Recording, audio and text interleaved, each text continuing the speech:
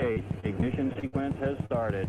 6, 5, 4, 3, 2, 1, 0. We have commit and we have liftoff at 2:13. The Saturn V building up to 7.6 million pounds of thrust, and it is clear that... Wait for the bus. Shama, you know it. I'm ready to go home and do the work. Oh, what on it? Say hi.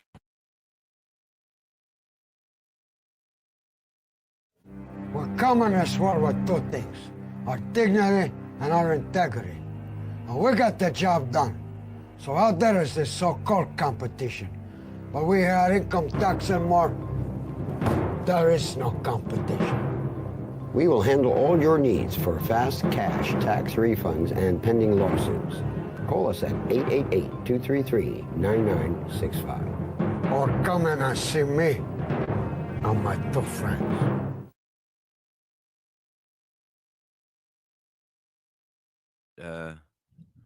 Tiger Lily wrote it. No, it's for 12. You're reading what she wrote. No, look, it's Miami's birthday. Happy birthday! Yeah, I mean, 5 fucking years. I don't, it's weird. Like years don't, they just fly. I don't get numbers anymore. So, but I knew it was 5 or 6. So, When did you stop getting numbers, you think?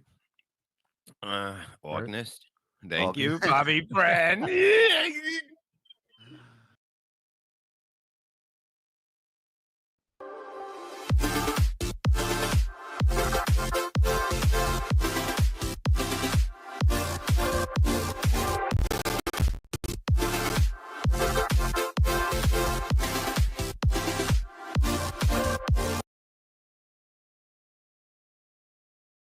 Stop hating Mondays. Be a professional and hate the whole week instead. Bruh. Come on, fishy, come on. Fishy, come on. Fishy, come on. Fishy. Just take the fucking bait. Come on. Cellar Door Concert presents Van Halen. Van Halen in concert at the Hollywood Sportatorium tomorrow night at 8 p.m. Van Halen with high energy rock and roll.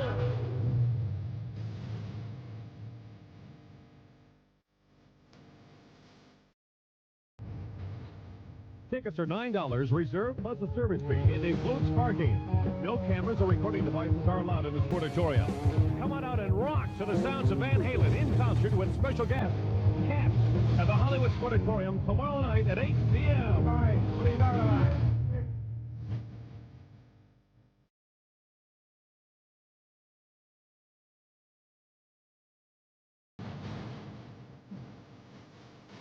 It'll be nice to remember. And on August 22nd, see the Kinks in concert with Louisiana LaRue at the Sunrise Musical Theater.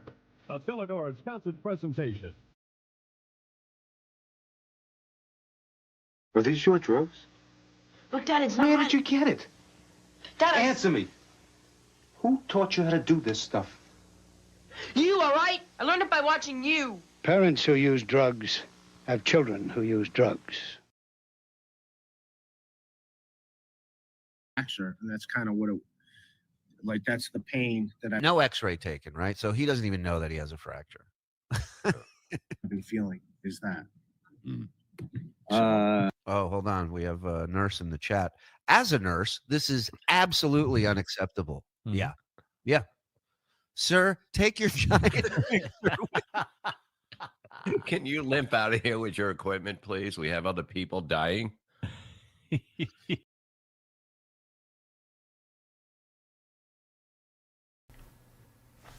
Shout out to the whole Levy-verse crew, BF Live, Replayables, Jiner, and Jiner. Jeaner. Or Jeaner. Okay, Jeaner and Bob Levy. What else? Jeaner. Bob, Delfire, Chris, Sean, Jim, TT, and everyone. Period. Bones up. Shout out to the Levy-verse. I was hanging out. I had to do a long drive this weekend. I was driving upstate New York, and I was listening to. I was probably not doing a safe thing, but I was sending in super chats and driving at the same time, and I had a lot of That's fun crazy. tuning into Bob. Follow Bob Levy on Levyverse. It's a lot of fun. That's nuts. What? Doing this. There was nobody on the road. There was literally nobody on the road, and you're doing this while you're driving. I did it. It went okay. It was okay. I don't recommend anybody. I don't want anybody in our audience doing that, but it was okay.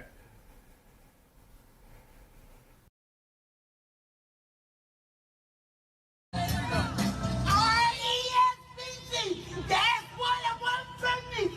R-E-S-P-C-C. That's what I want. Respect.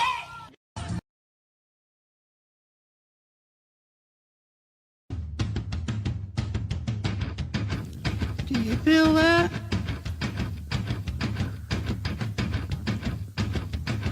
Do you feel that? Oh, shit.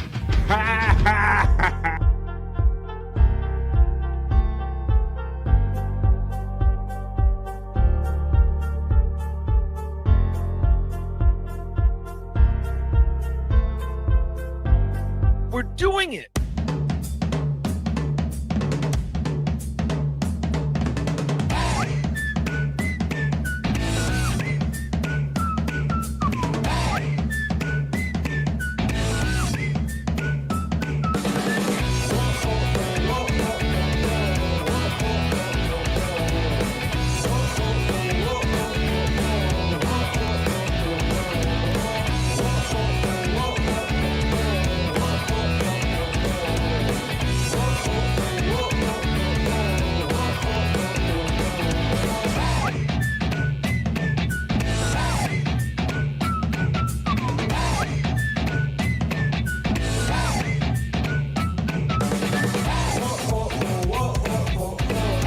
Well, hello, everyone. Good morning, good afternoon, and good evening. I am BF. We are live, and this is The Vibe. Welcome to The Vibe Stream Show 222. How's everybody doing today? What's good in the stream show hood, as I like to call it? I am your man, BF. Some call me Buffalo, but everybody can call me Bobby Fran. How's everybody doing today? It's Monday, so what are we going to do? Let's do our little work whistle thing, because it's Monday. That's right, and it's high noon on a Monday, folks. Monday, January 13th. You know, we have Friday the 13th, but I don't know what people think of Monday the 13th. I don't know. There's some weird kind of vibes in the air. If you were over on the Levyverse, shout out to Bob Levy, because he even surprised me today, going on at like 8 a.m. or 9 a.m. I guess he did. When he was actually on at 8. Yeah, I woke up at 9. I kind of got my ass finally rolling at 9 a.m. He'd already been doing an hour stuff. I was getting ready to promote him at 10, but he already done. I think he did 4 hours. He still might be on. So for those of you joining us from over the Levyverse, welcome. I'm BF. I'm Bobby. Just call me Bob. My friends call me Bobby. We got a friend backstage. He's going to be joining us, and we're going to hang out for the next 3 hours on this Monday, January 13th. What are you guys all up to, man? What kind of weekend was it? I hope I see my friend Cyke Clyde in here. Cyke Clyde, buddy, I told you, and it remains the same. Even though my Ravens beat your Steelers, I hope you're not too down about it. I just want you to know that I love you and what we do more than any kind of football, brother. So come on, Cyke Clyde. Get in here. We'll put some tussin in them wounds from the Steelers and all. You never know with that rivalry how their game can go. But yeah, it was kind of a fun weekend. I checked out that game and all. But let's see what we can get into for the next 3 hours, folks. We can talk about what the weekend was. We can talk about what was going on over the Levyverse or whatever you want to talk about. But I know some things that we're going to talk about. We're definitely going to do the BF Live other news, or not so serious news. As we always do, we're going to tack on a Bob Levy miserable news history moment when Bob Levy attempted to read the news, being the newsman on Sirius Satellite Radio during the Miserable Men days. We're definitely going to do that. We'll do Soulful Horoscope readings, because we got to know what the stars hold in mind for us for the week coming up. What else? Oh, we'll definitely have to do just for the ladies, so my ladies won't kill me. So we'll definitely try to fit that in there. I got stuff written down on a sheet. We'll even get into some Perry talk. We get into it in no particular order, and hell, if we're having too much fun, we might not get to any of it. But you never know unless you're here for the next 3 hours, folks. I got a friend backstage, and he's going to join us, and then we're going to get into the chat family check-in, because I want everybody to acknowledge him, and he can acknowledge you all. So let's bring him in. He's a newer bro that you know. We don't have Bobby Nick so far yet, or Scott. Maybe they'll come along later, but this is my newest bro that you all getting to know. Let's say hello to Chops. Chops Dog. What's up, Chops? Hey, buddy. How you doing today? How's it going today on this Monday, man? What's good with you? You know, it's cold but fantastic. It's really cozy today. I'm loving it. Cold, well, I know that we've all been going through it depending on what, and I don't want you to dox what part of the country, and if you don't want to, that's why I'd say like East Coast, I kind of generalize the area. But it's 42 where I'm coming to you from in the Mid-Atlantic on the East Coast of the United States, so that's kind of balmy compared to what we've had the last couple of weeks, Chops. Is that normal for your neck of the woods? Maryland or Baltimore. Well, I've already doxed myself many times. I'm here in Maryland. Sure, yeah, you're good. Baltimore. Yeah. I've already doxed myself. But we have a saying around here that says, if you don't like the weather, just wait a day or two. Because I've literally had days, bro, where it's 50 degrees and it will snow the next day, or snow within a day and a half, 2 days, or vice versa will happen. Yeah, you guys got 7 seasons apparently, right? Yeah, absolutely, absolutely. And we get balmy, we get cold ass winter now. We'll get balmy winters. I mean, we get the whole mixed bag up here. We get the humidity, we get all of it. For me in my area, it's almost like we have the reverse. Usually we're supposed to be snowed in a little bit right now. I'm supposed to be shoveling snow. Okay. But for some odd reason, I mean, this is my first year in around here. So somehow, some way, no snow or nothing has really landed. And I'm assuming they just went on vacation to the other side of the country.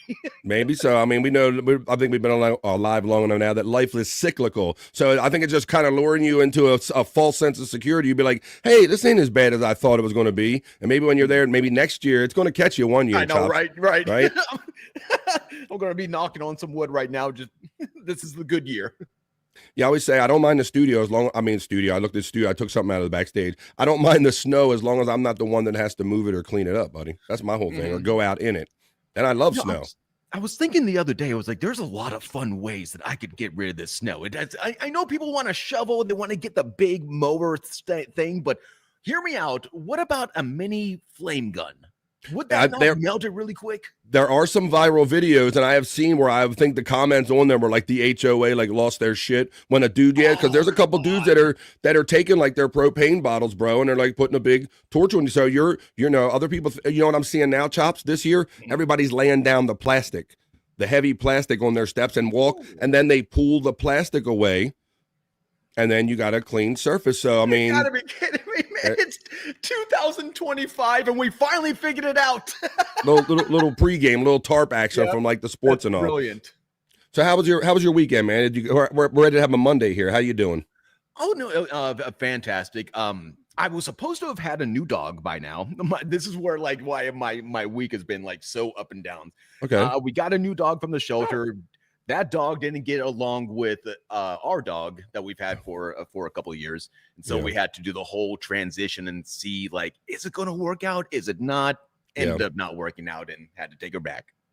That's tough. That's unfortunate to hear that. I know that after having a long time pet, we went seeking at shelters. We were looking for animal rescues and things of this nature. And one of them very much scoffed at the fact that we already had a cat. I had a house cat for a long time, and they were like, almost like a disqualifying factor, buddy. It's like, I can't imagine that you're just going to find the perfect person that's home all the time, has no other pets. It seemed like their criteria was quite stringent. Yep. I really do feel like, our shelter has the 3-3-3 rule, which is give it 3 days. If that starts getting better, give it 3 weeks. If that gets better, give it 3 months. Okay. Ours, 3 days, no. Yeah. we could tell it was just not going to get along. But she was the sweetest dog ever, and I did not feel any remorse in my heart that she was not going to get adopted the next day. Well, this was not an easy process. I got a mutt, kind of a dog from a shelter, and she was already 3 years old when we got her. And I had a cat, probably had a house cat for about 10 years. And this cat, so they at first they didn't coexist very well together. This dog is has a terrier in it, and so it wants to hunt and pursue anything that sees move. So it literally took 1 whole month, Chops, to finally convince this dog that this cat wasn't its prey. It was funny. You got to break the instinct, and really, how do you do that? So it's a combination of patience and just hope. Because you can't break it. You're not wrong about the hope part, brother. Because the whole time I'm doing it, I'm like, I hope these two get along. So because my cat literally lived in all the windows of the house where the dog could not reach for an entire month. We hardly saw our cat the first month we had that dog. In order to get our cat along with our boxer, the boxer just got so anxious to live because it was so energetic. It's like, I see a friend and I want to play with a friend. Yeah, they mean well. Yeah, no, exactly. Yeah. So we finally got the cat a cat tower, had its safe space so it can get up high away from the dog. And that's where now they're best friends. They right, can as long as nuzzle the each other cat and knows that it has egress. Like I can get, because cats they're very low tolerance. They're like but the dogs are like, get away with your happy, excited ass, and they want to like swat at them and like be left alone at some point. So if they know they have egress, so they have a way to escape, then maybe they'll tolerate the dog that much more. Absolutely. Yeah, you got to give them a spot where they can kind of like observe their entire area. They have to be kings of their domain. They got to be lions. top. They have to know that they have a way to be the top and everything. Absolutely, buddy. Well, that's good. Well, there you go. We started off with you hear my dog jingling around now, and it's funny.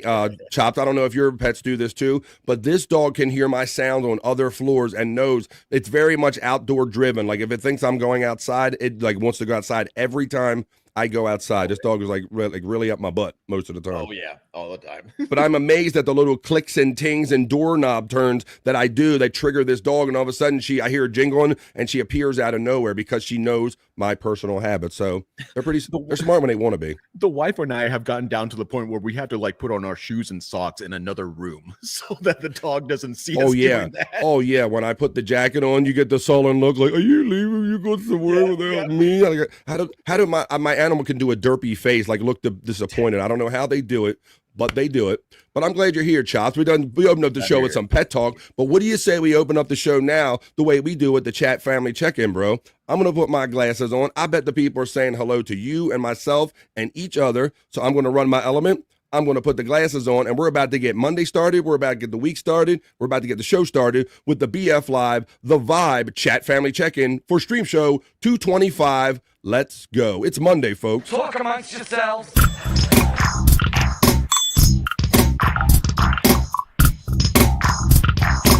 Talk amongst yourselves.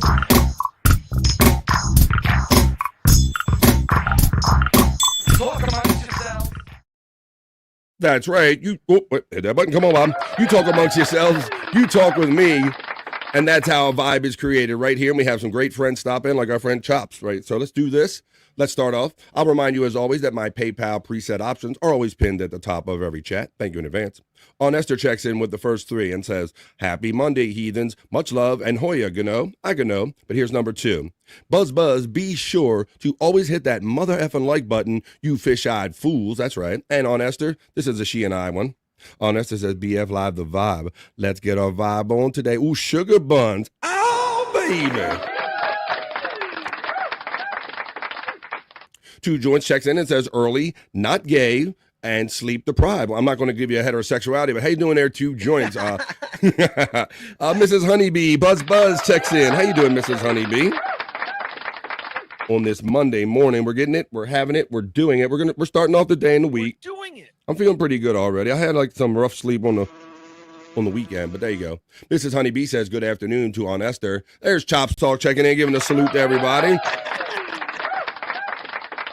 No matter what time of the day, our friend LJ Lowe checks in and says, good evening. How you doing, LJ Lowe? Tiff Watch checks in and says, Hoya BF and the chat family. Just swinging by to say hi. Have a good day. You do it as well, Tiffany Washington. My friend Pecan checks in and says, Aguni Gugu, you begonias? You gonna? I gonna. Genau.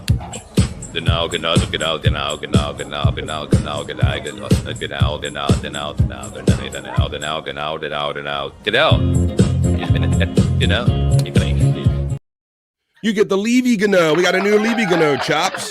I love the Gano so damn much. Both of them, the Levy and the original.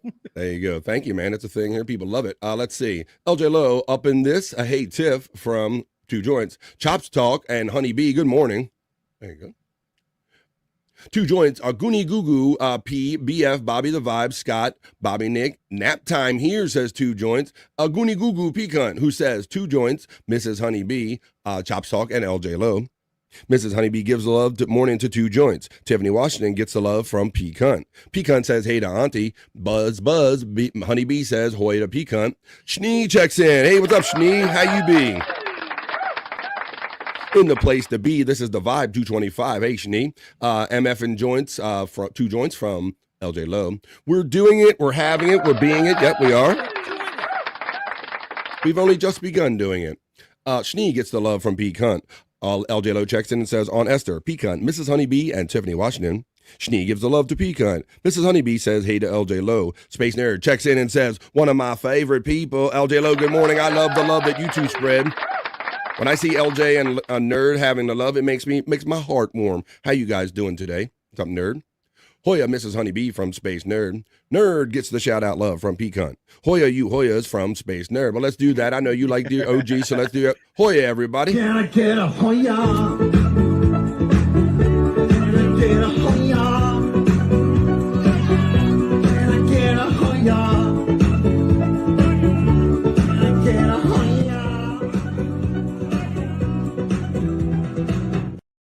Mrs. Honeybee says Hoya to Space Nerd. The Nightbot is running the links for all of our friends, including 100 Proof Podcasting link. That's our friend Chris Abels. That's right. Well, you know that guy right here.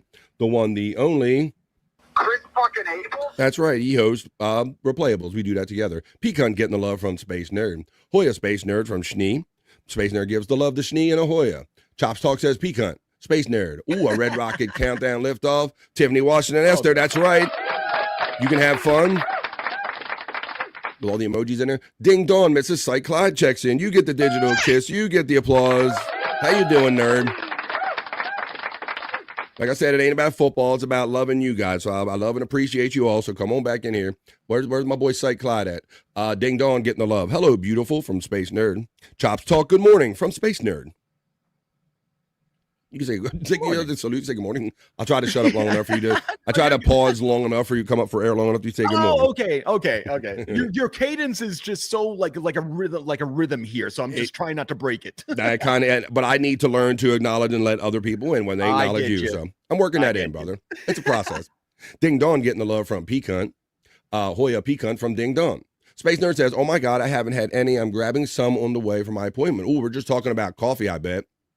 You better get some. They always have coffee talk. Ding Dong and Space Nerd, they do a little side in the chat show called like a little coffee talk. I think it's a thing. Wait a minute. That's a really good way to like before the show have coffee talk. You know, just chill in the chat, just have a little coffee talk. Make sure you guys are nice and caffeinated before this.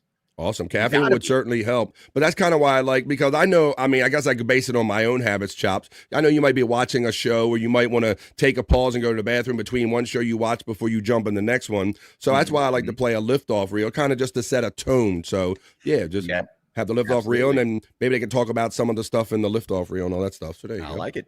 All fun.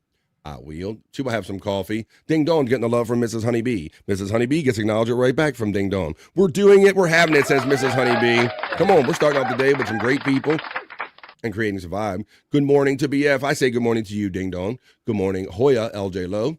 Yes, LJ. Space Nerd says good morning. Hey, what's up, Nerd? How you doing? I think Cyke is still sleeping. Well, come on, boy. He's a hardworking guy, so I guess he needs it. Wake him up. Go. Wake him up. Don't wake him up. Don't wake him up. Nah, he'll be up before you know it. There's Durkee Threads bot running for Levy merch. There's the Sack Squatch. There's 100 Proof Podcasting. There's Bobby Nick in the lounge. All of our friends are running. Shout out Chops from our friend Schnee checking in. Thank you, Skiji. Let's see. Yay, Chops from Space Nerd.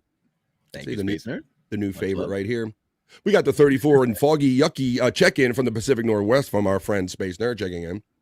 Chops Talk, have you enjoyed a summer there yet? No, not yet, but I've heard about it gets around like 100 to 120 dry heat, which really is like nothing compared to like 80 degrees humidity and 40%. We'll see. I mean, it's different. I can't imagine it's that much more comfortable, but different, if let's say. We'll say different, yeah. Good afternoon, everyone from Tiffany, Washington. I'm listening. I'm just doing housework today. Hi, Chops from Tiffany, Washington. Hello. Space Nerd getting the love. Hey, Tiff. Flamethrowers are illegal, says Tiffany Washington. That's what I've seen, that the HOAs and all, with the guys that are doing it, yeah.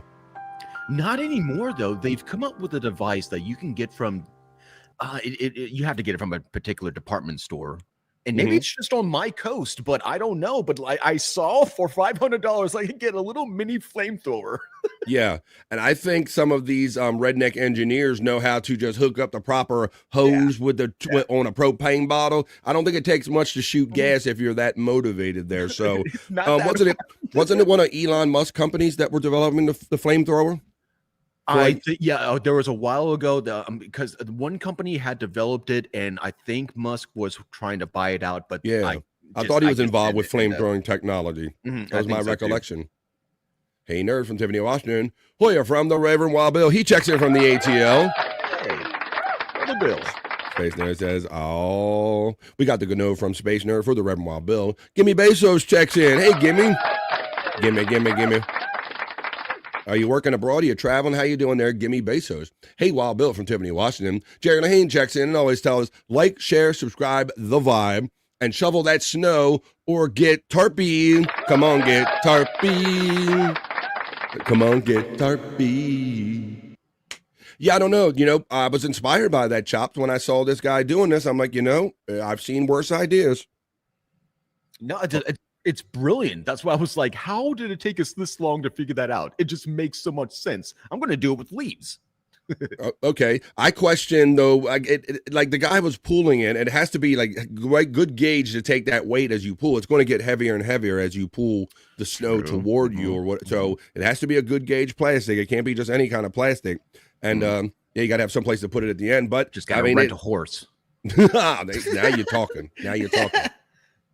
Tiffany Washington says, hey, gimme Bezos. Pecan shouts out the Reverend Wild Bill. Hey, Jerry from Tiffany Washington. Pecan shouts out gimme Bezos, as well as Jerry Lahane. Hey, Pecan from Tiffany Washington. Space Nerd says, that cat will put the dog in its place. And that's exactly what happened in my case, Chops.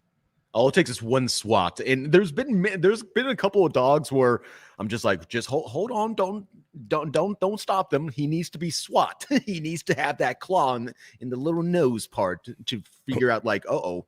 Well, it's funny. My cat was a black cat, and it found us. It came walking into where my wife works, and somebody must have put it out because it was already declawed. So when we got this cat, it was already declawed. Oh, no. So that we felt even worse for, because who would put a defenseless cat out there? Like, it can't even defend itself. That's horrible, man. With its front claws. So, but yes, constantly, my cat would constantly just beat the shit out of this dog. And then then after a while, the dog would not pass the cat. Like, the cat would hold its territory, like stand in the middle, like, I dare you to walk by here. And the dog would not. Claws. What a badass. Without claws. And the dog was still petrified. Still did not want to take that tap to the head from the cat. I can't lie, man. Like, the thought of a clawless cat just trying to like. That's all I was doing. It was just pulling, just paw popping this dog's head, and this dog wanted no parts of it because it was intimidated by the cat's aggressiveness. I don't want to laugh at it, but I got no choice. It's but it was beautiful. No, it was great. It's great. Yeah, the dog was a dumb sissy. Yeah, it's crazy. So that's how funny it started. It started with the dog chasing the cat around the house, and it ended just like Space Nerd said, where the cat put the dog in its place and like, nah, you don't want to walk near me. You don't want to do that. Yeah. Tiffany Washington says, I have had snow a couple days ago, and now it's just cold. Gotta hate that when it's like you don't get the snow for a long time, but you do get the coldness. And then the snow doesn't melt away, so you're kind of stuck with whatever kind of snow you got, wherever it is. Getting a dog from a breeder can be an act of rescue as well. We went for one golden and took two because they were in small poo-filled cages. Well, then that's 100% true. And thank you for checking in, JFK Headchung. That's right. We say adopt, don't shop if you can help it, because there are some great dogs out there. My dog is a totally, like, if you saw it, Chopped, you would be like, this is a big furry, like a mutt. It's a mutt-looking dog. It's like a poodle, terrier mix or whatever. I think it's terrier and pit. Got a big head. Kind of see that. It's like a medieval dog. But very loving. Like, you would not like, this is such the big furry baby. That's what the personality thing. So yeah. The big ones usually are that way. Big baby, big daddy's girl too. The Reverend Wild Bill says, Peanut, a goony goo goo. Space Chief 75 checks in on a Monday. Hey, what do you say? We haven't done it in a couple weeks now, so let's do this. Let's set a vibe and let's promote our brother who's been doing a lot of commissions, I understand. That's why he hasn't been in the chat a lot. But let's do this. We need a vibe today. Let me find it where I left it. I know where it is. I bet it's in the Terry Nee folder.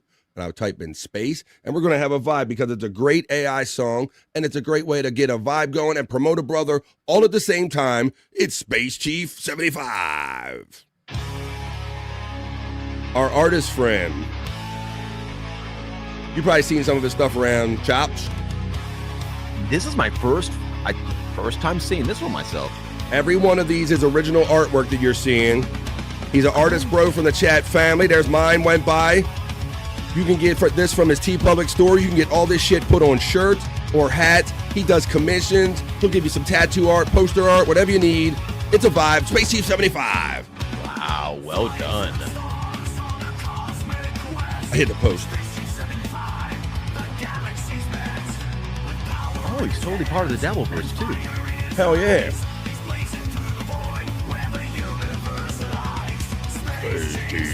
He's done artwork for Levyverse, for Replayables, for myself, OJ in the Morning.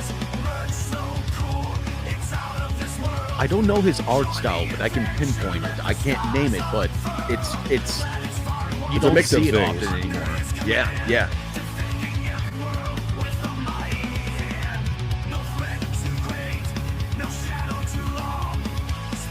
We'll finish up the chat family check-in, and I'm going to get into some news stories we'll have fun talking about.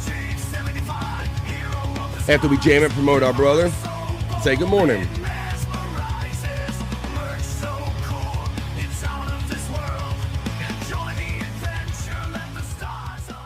Space Chief 75, you see his link running in my chat throughout the show as well. Space Chief 75 shouts out Rev. Tiffany Washington gets the love from Space Chief 75. Space Nerd says JFK Head Chunk, absolutely thank you. Getting two, it's probably cute to raise the litter mates. My dog is the same BF. Yeah, my dog is a big furry baby. You would have thought this was this big intimidating thing. And the bark, you know how they say the bark is bigger than the bite? That's this one over here for sure. Same. That's how. That's our boxer. Well, I never dated an egress. Come on. Ingress, egress. Come on, Jerry. We have to give you your word of the day. Have a great day, folks, says Space Nerd. I have an appointment. May be able to check back in later. Have a fantastic Monday. She's throwing out a vibe as she has to take care of some business every day. All right, Space Nerd. Well, we'll probably be here for you. Maybe we'll get into over vibe. Have a great day, nerd, from Tiffany Washington. JFK Head Chunks says Space Nerd. They make each other tired. It works out for everybody, talking about having more than one dog. Pecan, well, hello, from JFK Head Chunk. Jerry Lahane Hoya from the Red Wild Bill. Hey, Bill, right back from Jerry. Can you get a Hoya? Would you like a Levy Hoya or would you like a regular Hoya? I'm going to give you... I did the regular Hoya. I'm going to give you a Levy Hoya. Can I get a Hoya? Can I get a Hoya? Can I get a Hoya? Can I get a Hoya?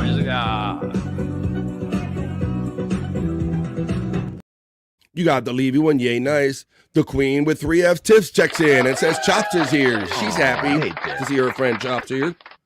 How you doing, Queen Tiff? Look at this. We got Tiff with 3Fs, and then we got Tiff Wash. So not to be confused, there's our two different lovely Tiffs we have right here on BF Live. All right. Good morning. Good afternoon. Boss Tiff, what says Tiff. There you go. Tiff, mutual Tiff love. Pecan gives the shout out love to 3F Tiff. Hey, dang, from Tiffany Washington. Balls Deep checks in with the dab on this Monday. Oh. He's dabbing it. He's having it. Screwing it. He's doing it. How you doing, Balls Deep? The Red Wild Bill checks in and says it's 48 and snow almost gone here in hot Atlanta. Wow, 48. Still seems kind of cool, but, like I said, it's 42 here. But I understand it's going to be a little warmer here for a couple days and then right back to the cold.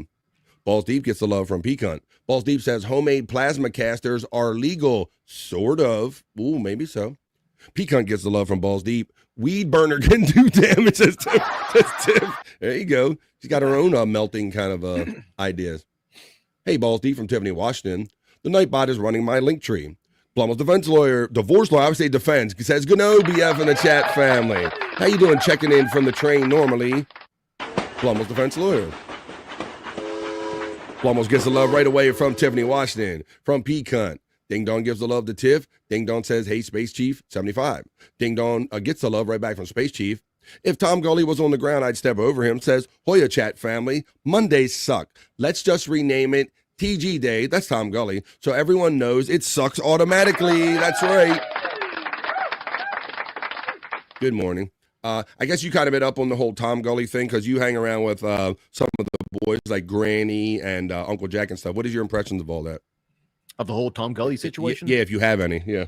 Right. I'm kind of shocked of how much publicity he's been getting. I kind of called it that it would only last for a few days, and now, well, at least I think I can't imagine him getting any more being drawn out any more than what it has been. Does that make any sense? Yeah, it kind of does make sense. You wonder how far it's actually going to go if he's not like throwing it back or anything like that. Yeah, exactly. If he's back down, but there is a strong faction out there, and probably many of them are in my chat that are still like they're not willing to be done with it yet. And They'll forgive, but not forget necessarily. Mm-hmm. Let's see. He must have messed up real bad for that. I guess that's where the hard time where I'm trying to find out, like, what did he do? Because it couldn't have just been blocking people left, right? Was it? No. We've covered this before.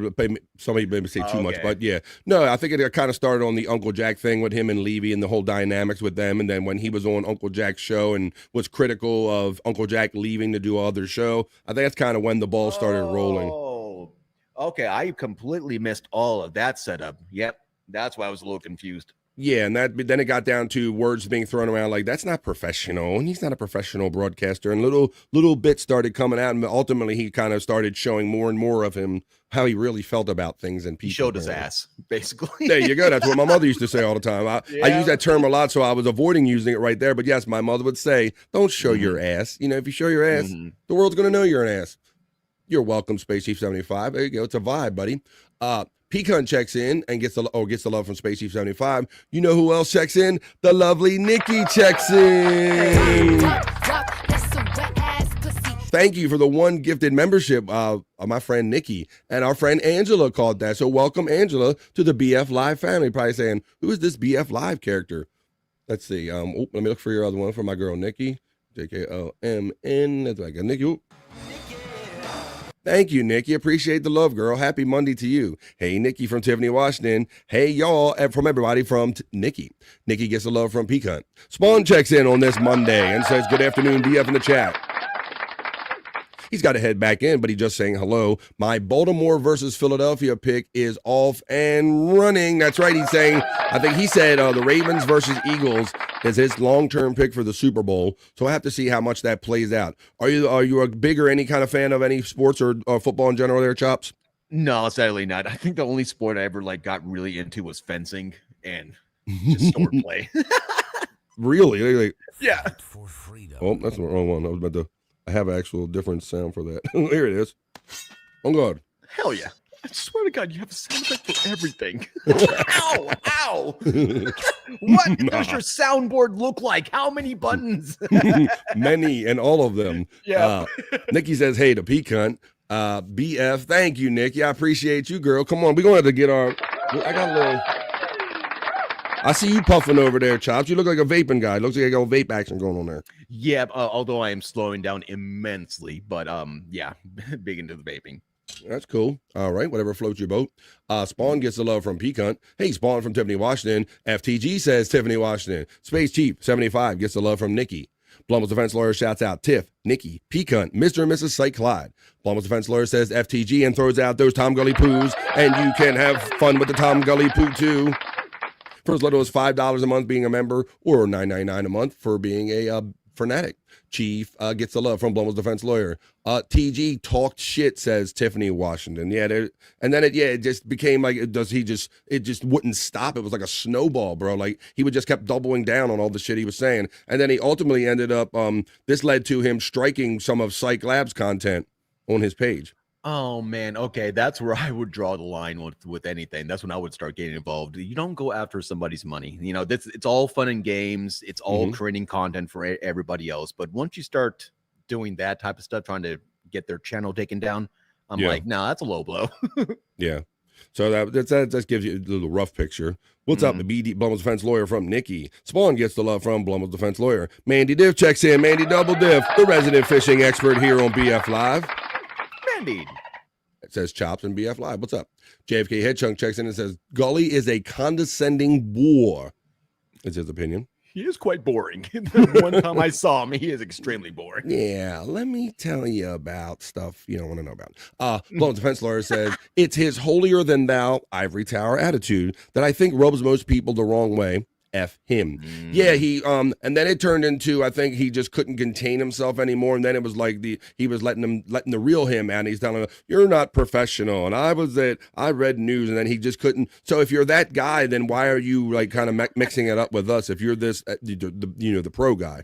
Sounds like that old guy. Back in my day, I was respected. Damn, that's almost, I don't know how much you've heard him, and that's almost a good Tom Gully right there. Back in my day, Sonny. That's a pretty good. There you go.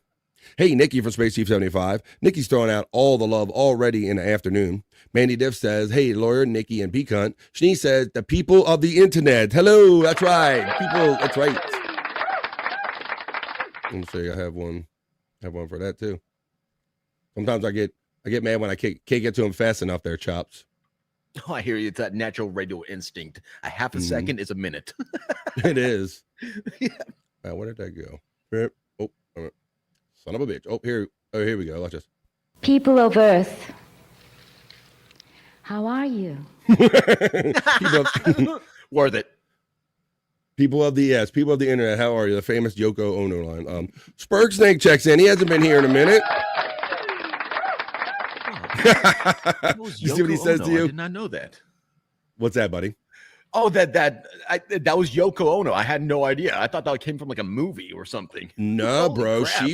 She was like legit. She was like that, like an artiste, like the poet, the musician. She was like the every artist, and she would get up there and do like her chanting songs right next to John Lennon, and she would say outlandish shit at like poetry readings, like I'm real. Nope. People of Earth, how are you? That's how she acknowledged people. Here. You got to introduce that to me one day, because I did not know she was that, I hate to say it, crazy. Oh yeah, she was out there. She was avant-garde. Nerd alert. That's right. We got her. Nerd alert. Erg. Dive. Unnecessary echo. Blumhold's divorce lawyer says that was really disappointing for me. I think Mike Tomlin is going to end up getting canned. It'll be interesting to see, Blumhold's, because you know yourself that the Pittsburgh Steelers had like the fewest head coaches, I think, of any franchise throughout there in history. What they had, Chuck Noll and just a few other ones. You know, they had what's his face, the Chin, and now Tomlin. So they've had very few coaches, and now Tomlin's, while very tenured coach, been there a very long time, like I think he is the longest active coach right now. But what are you going to get? What's the alternative is what I ask people like you and Pittsburgh fans. You know, I mean, he does get them there, but he's been choking in the playoffs lately. So be interesting to see how that goes in the offseason. Space Chief 75 gets the love from Mandy Div. Oh, Nikki comes here, been a Philly girl. She says, fly, Eagles, fly.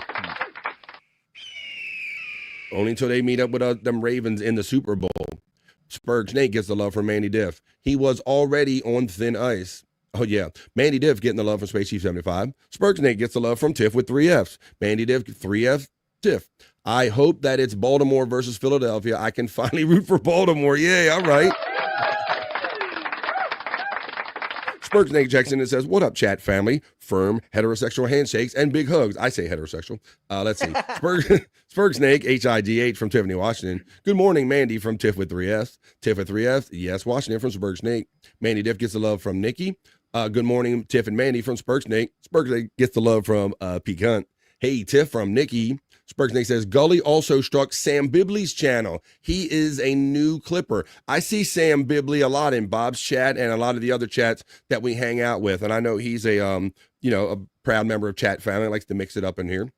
Good morning, Nikki from Tiff with 3Fs. P-Cunt, has fun with the Tom Gully poo emojis. There's the Sack Squatch link running. P-Cunt, yo, and salute from Spurg Snake. It's Family Feud night, says Tiff. That's right. Now check out, Spurg Snake doesn't do a whole lot of promoting of it, but I see him quietly. I've told him this before. I've snuck in. Spurg Snake would kind of do like a fun little Family Feud game night there, Chops, where he'll kind of play like a computer version of Family Feud and have fun throwing the answers around and stuff like that. It's a fan favorite around here. All right. Well, there you go. Is. So check out. Good, Spurg Snake. I didn't mean to cut you off your thoughts. Sorry. No, not at all. No. I was done. Very good. All right.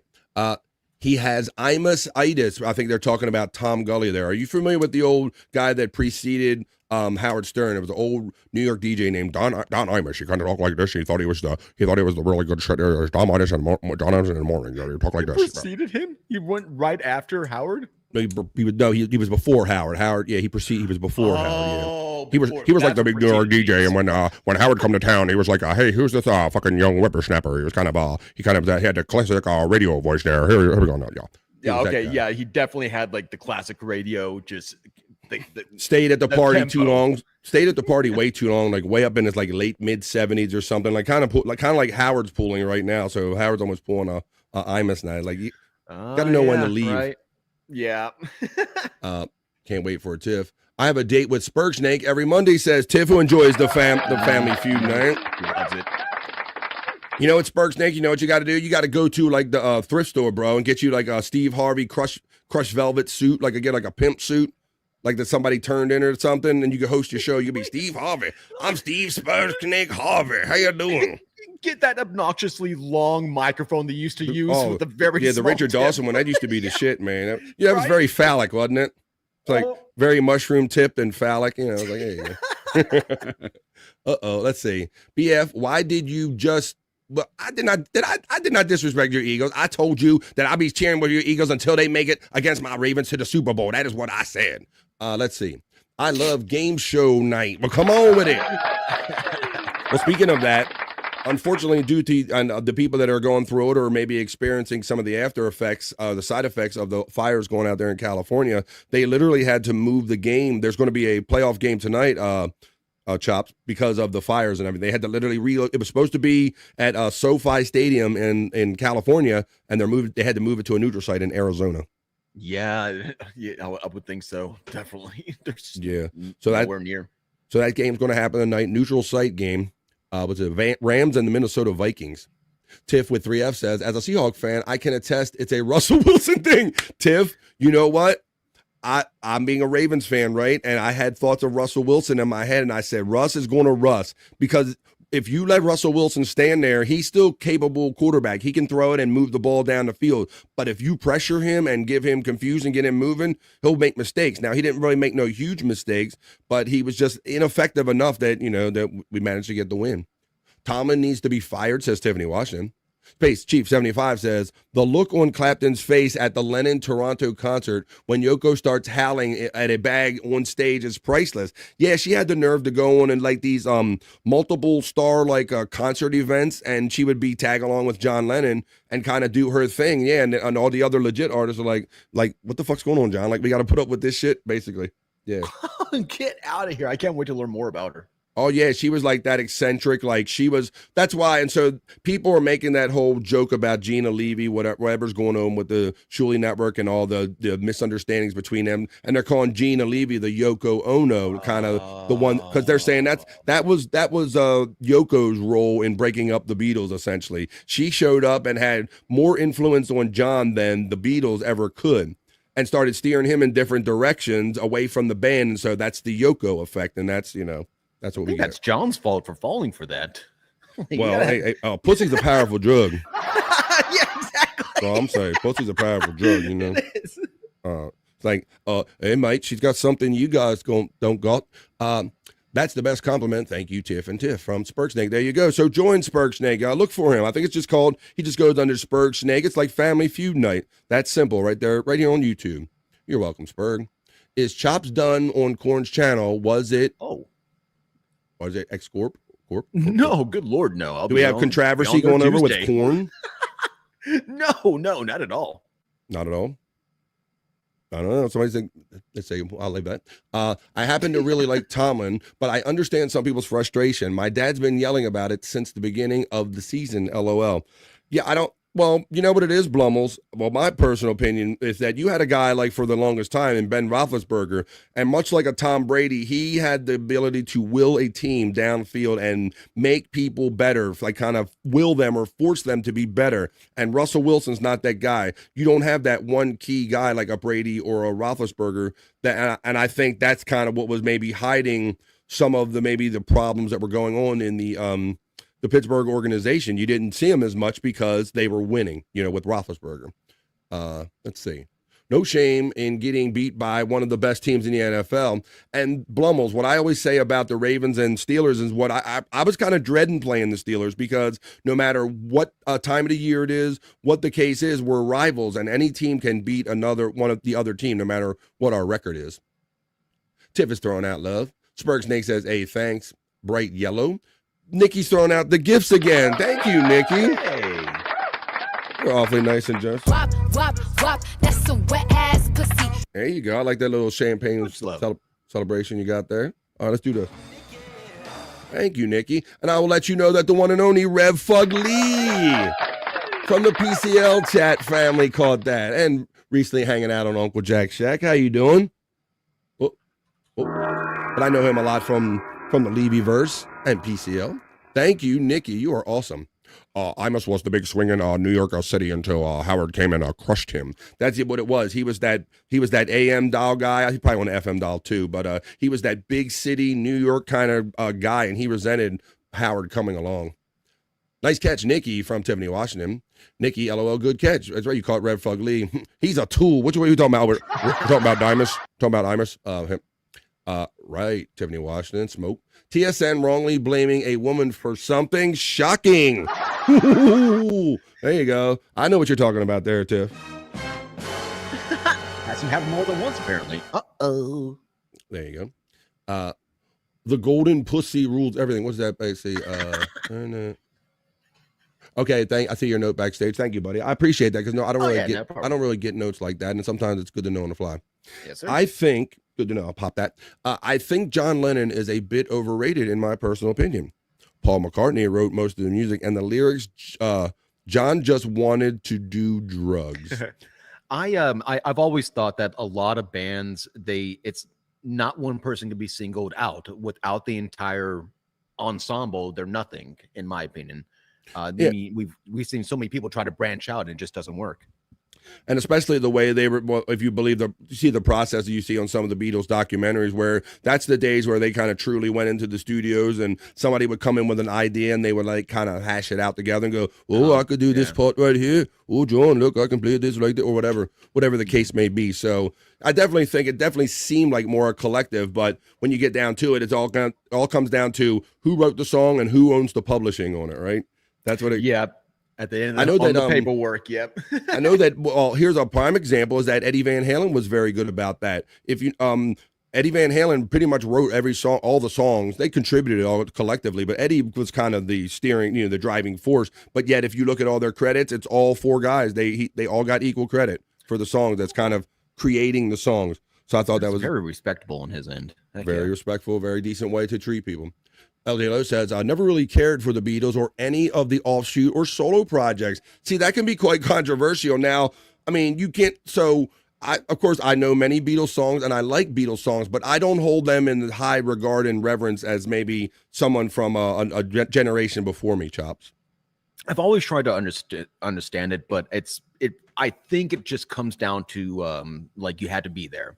They were the first of their kind, and that's why they are famous. Because I've always tried to look back and listen to their music on all sorts of things, CDs, vinyls, tapes, whatever it may be, to try to figure out what the magic was, just to figure out that I'm not there to live it. Well, right. Very clever songs, very well written, very well produced and all. But I agree with what you say. I think it's a you had to be there thing. You got to realize that we were I guess the country was coming off of like the jazz era and coming off of their parents' music. You coming off of more kind of the rock and roll, the Chuck Berry stuff and the Chuck Haley, rock around the clock kind of, rocky stuff. And this was kind of like the kind of the next step or the next level in that. And so it probably in contrast to what was being performed or played on the radio then, yes, it was crazy, it was revolutionary, it was unique, it was outlandish, but now by today's standards, I don't think we hold it in the same esteem as maybe they did. You had to be there. Did the Beatles come right after Elvis, or was it kind of like in the same era? Because if they came right after Elvis, and that kind of all makes sense, it's like for the perfect storm. Yeah, it was from what I understand, the lineage or timeline, the way I find it is kind of how it worked out, is that they kind of, they grew up admiring people like the old blues guys and people, Elvis and stuff like that. And these guys came after like Elvis and Sinatra, who were like the biggest artists of the day. They were carrying the day at the time. And so imagine one Elvis, take one Elvis character, branch them off into 5 different people, make a band. You can imagine how that would take off and how the producers saw that. There you go. Let's see what everybody's saying. And then we're going to wrap up this chat family check-in and go on with the BF Live other news and some other fun stuff. Chops looks a bit warmer today. He said you look warmer. That's right. You were, last time that you joined us, you were like hunkered. You definitely had like a hunger, like you were literally sitting in a outdoor fishing shed kind of look to you. Well, my black lights have failed out on me, so now I can just plug in my space heater without having to worry about any ambiance. So much warmer. Well, Hack Ride Studios checks in and says the birds were better. The Birds or the Yardbirds. How you doing there at Hack Ride Studios? That's another great classic rock band. I was lucky enough to have my brother-in-law, rest in peace. He really turned me on to a lot of the older classic rock, like the Birds and things of this nature. You understand? So very good. Hey, Tiff from LJ Low. My big sister checks in and says, LOAS makes a deer run right into moving traffic. I must have missed our first one. Hey, Hack Ride from Tiffany, Washington. Chops looks a bit warm. We got that one. Hey, Kathy. Tiff, no matter what happened over there, you were always nice to me, so I will always say, hey, when I see you in the chat. Yeah, man. This world gets crazy out of the way, but I'm glad we're all chat family. I'd rather listen to the beats from the cartoon Doug, says our friend LJ Lowe. Nikki gets a shout out love and the hearts from Tiff with 3 Fs. Blummel says, I'm not saying that John Lennon wasn't important to the group as a whole. I just think as an individual, he's kind of shit. Yeah, exactly. Yeah. Peace and love. Peace and love. That was Ringo. Peace, free love, and rock and roll. So yeah, that was kind of the changing era. It's much like Chops was saying. You kind of had to be there. But that whole Ringo thing, peace and love, that was later on in his life where he was getting so much stuff mailed to him. They famously played that on the Howard Stern show. After this date, anything that I get for signing will be tossed. I have no more time in my day to sign anything, so send me nothing to get signed, nothing. Ooh, very good. Now we're getting into it. I like Wings better than the Beatles, to be honest with you. Paul McCartney and Wings, his band Wings, when he left Chops, if you're not really down with Wings, I would highly recommend that. If you want some good Paul McCartney. No. His band. So obviously never heard of them. Because of all the tumult with the Beatles, they all disbanded, right? And so when it come time, what's everybody going to do next? Paul McCartney got with his wife Linda McCartney and got some musicians, and they got a band. They named their band Wings, and so what's a Band on the Run? I think that's a Wings song. Many other songs, probably some songs that you know and you don't even realize. Yeah, and I envy look them that up later. But yeah, you should look Paul McCartney and Wings. You will love it, and some of them you'll recognize and go, I didn't even know that was Paul McCartney. I guarantee you that'll happen. Let's see. Hello, Tiff from Kathy Linder. Chops, you can't fish on that couch. Go fishing. Got to go fishing. I went lake shopping the other day. Just literally going to all the lakes around my area to try to see like when the time does come, where am I going to be fishing at? Awesome, man. But I know, Mandy Diff is our resident fishing expert here, so I'm sure she can give you any guidance that you want. So do you like fishing? Do you like drowning worms, as I like to say?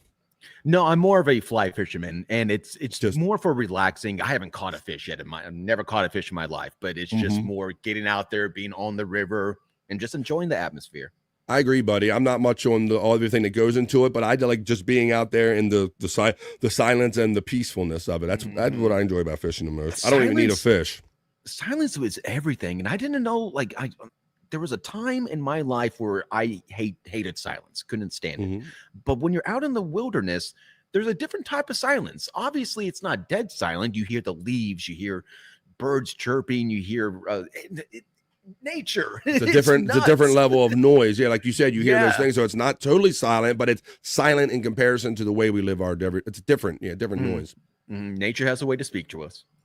Mandy's throwing you the hooks. The lovely Stacey Allen checks in. All the ladies are coming in today. Eat my cherry pie. I can't really sing this song. Chop says, why does Chops look different? Does he usually wear glasses? I think you wore glasses last time. I usually wear glasses, but these are just like ambiance. There's no, there's check that out. Chops, I tried the contacts a couple months ago, bro, and I struggled putting them in. I couldn't do it. Couldn't get it.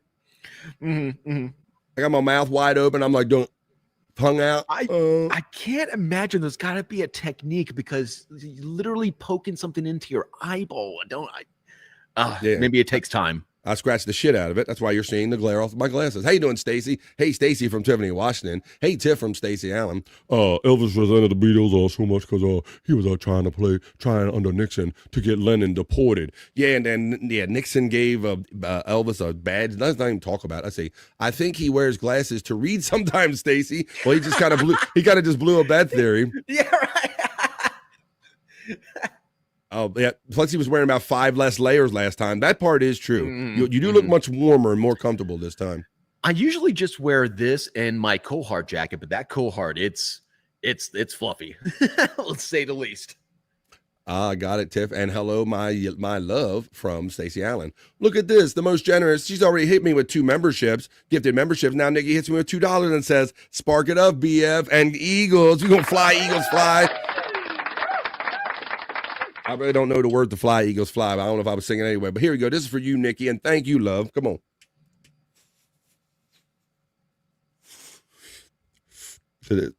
Wop, wop, wop. That's some wet ass pussy.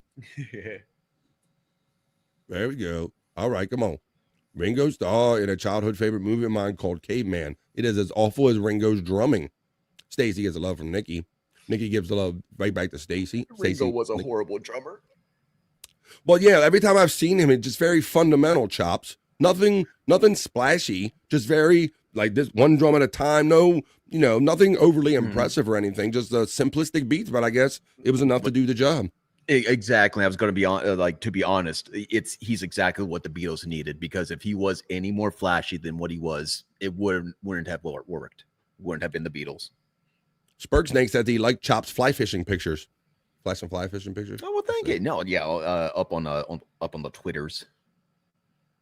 Blummel's defense lawyer recalls what I had said when they totally made Ringo snap, and he said, yeah, people were just sending him a bunch of crap to sign so they could sell it on eBay. They probably didn't even really like his music. So yeah, he was apparently at one point in time, he was getting so inundated with mail and things to sign, he could not keep up with it. He snapped and he goes, I really don't want no, I'm saying this with peace and love, peace and love. I'm saying this with peace and love. But then he proceeded to chew everybody out for sending too much shit. After this day, it'll be tossed. Nothing else to be signed ever.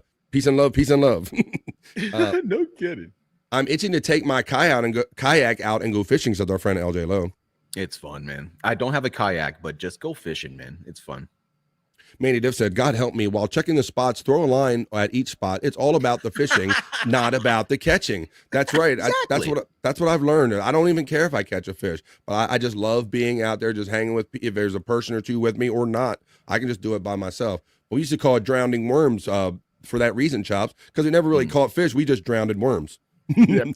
Go out there, you have a beer, and you just relax. You heard the song Band on the Run. I can almost guarantee it. Band on the Run. That's Paul McCartney. That's right. No kidding. There you go, buddy. And you're gonna love it. That. And he does My Love. He does a ballad called My Love to his wife. Yeah. What? Let's see. Ringo wasn't a flashy drummer since the song lyrics weighed more heavily. So that's kind of your point there, Chops, that he was just enough drummer that he needed to be. Exactly. And to tell you the truth, to have that much restraint as a drummer, to keep it simple, that's respectable. Like, Nikki always busted me on some of my half sentences and shit. She's like, look, did BF just say he got his mouth all open? No, did he? Get out of here with this shit. She always busted me on. She makes her up her own sentences from when I stop talking and shit. Kathy Linder is the best mod. She's the best big sister. There you go. Nikki's throwing out the fire and we're doing it. Whoa, Trigger says, I'm late and I'm fired. No, you're not. Come on, you right on time, Trigger Mine. What's up, Trigger Mine? How you doing, man? We haven't even got to the news or anything yet. We're having a great time just talking about the weekend and fun shit and hanging out with our boy Chops. Oh, is that cunt Chops? Right? That's right. Cunt Chops. I don't know. I'll take it. Fly fishing is very cool, says Mandy Diff. He was smoking the same thing on Yokohama Uno. Okay. Hey, Popkey checks in and says, I'm warning. That's right. I'm warning you with peace and love. But after the date, there was nothing signed. It'll all be tossed. Toss, I tell you, Popkey. How you doing checking in? I'm glad Nikki's laughing, having fun, cracking herself up. I'm warning you it right. I'm warning you with peace and love. It was so conflicted, bro, because he was so pissed and all he wanted to do was go, look, you motherfuckers, stop sending me this stuff so I got to stay your stupid shit. But he did it. He went through this whole thing, rigmarole, like, I'm warning you with peace and love. Don't make me hug you. I swear.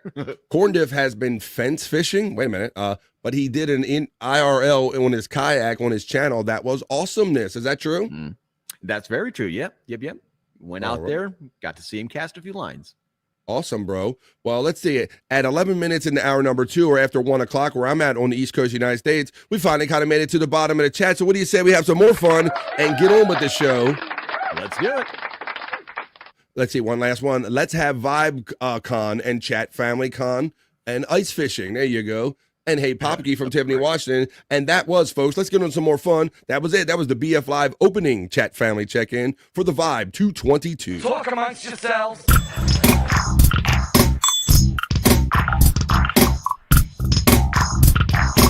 Talk amongst yourselves.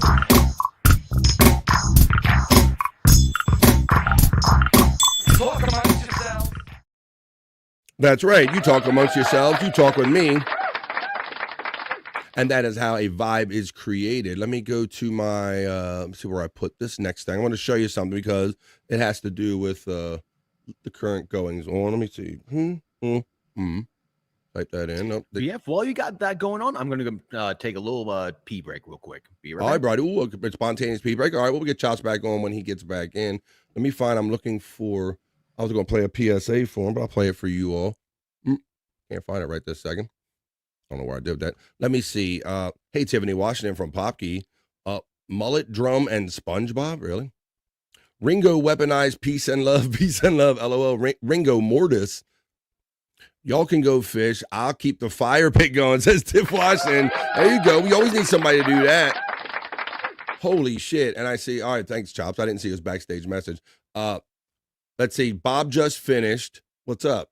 And Perry was done. I noticed that he called Perry on the phone. So welcome if you're joining us over on the Levy-verse. We kind of just did the opening chat family check-in. Our friend Chops talk. He's kind of joining us. He's kind of went to a little personal pee break. But we're getting ready to do the news and all the fun stuff we do here anyway. So welcome if you're just joining us. Chops isn't conditioned to wait for the song to peep. I know. We gotta get him on our schedule. But I'm glad he's here. I'll keep the bowl burning, says our friend Mandy Diff checking in. Where did I put that video? Why can't I find?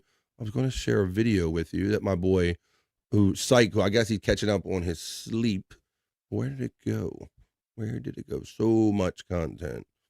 Oh, here it is, right here. I didn't call it here. And this is now a public service message from. Oh, you'll see who it's from. A jerk. Don't come into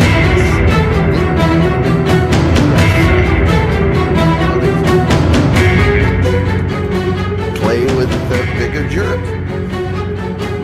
I mean,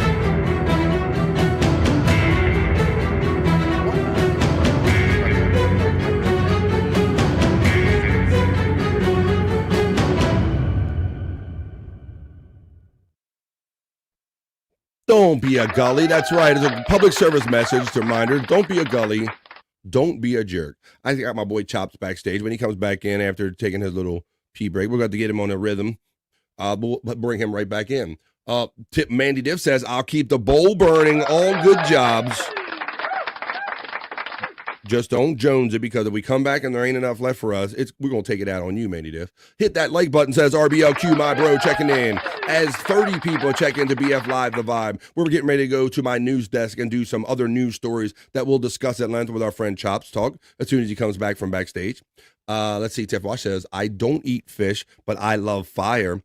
I kind of love it all. I love you make the TP kind of a fire there, Tiff Wash. I used to have a source for good pallet wood, but yeah, just get some good wood and TP it up and just have a good fire and keep it going like all day from morning to night, all weekend once you're there. I love a good fire too, Tiff.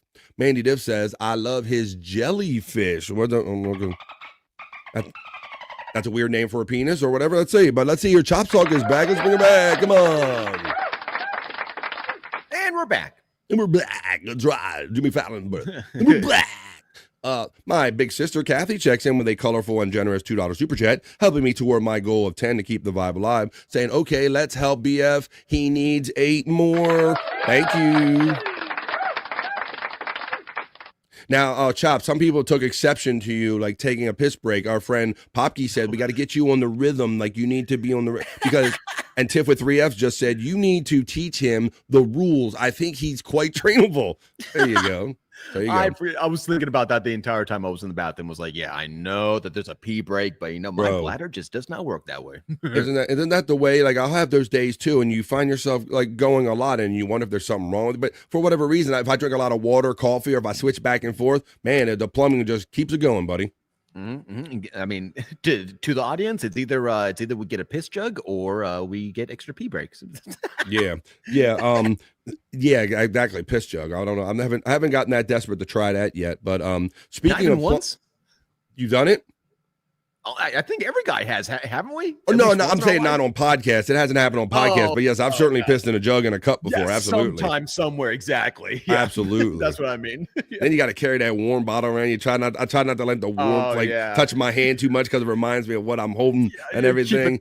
Keep it separate from the water just in case you just that would be just a fun like a little stupid challenge. Just like do that and then hand it to somebody, and the only thing they had to do, they had to keep their warm hand on the entirety of the cup until it got down to room temperature. It's a multitasking tool. I mean, it's a piss jug and a hand warmer at the same time.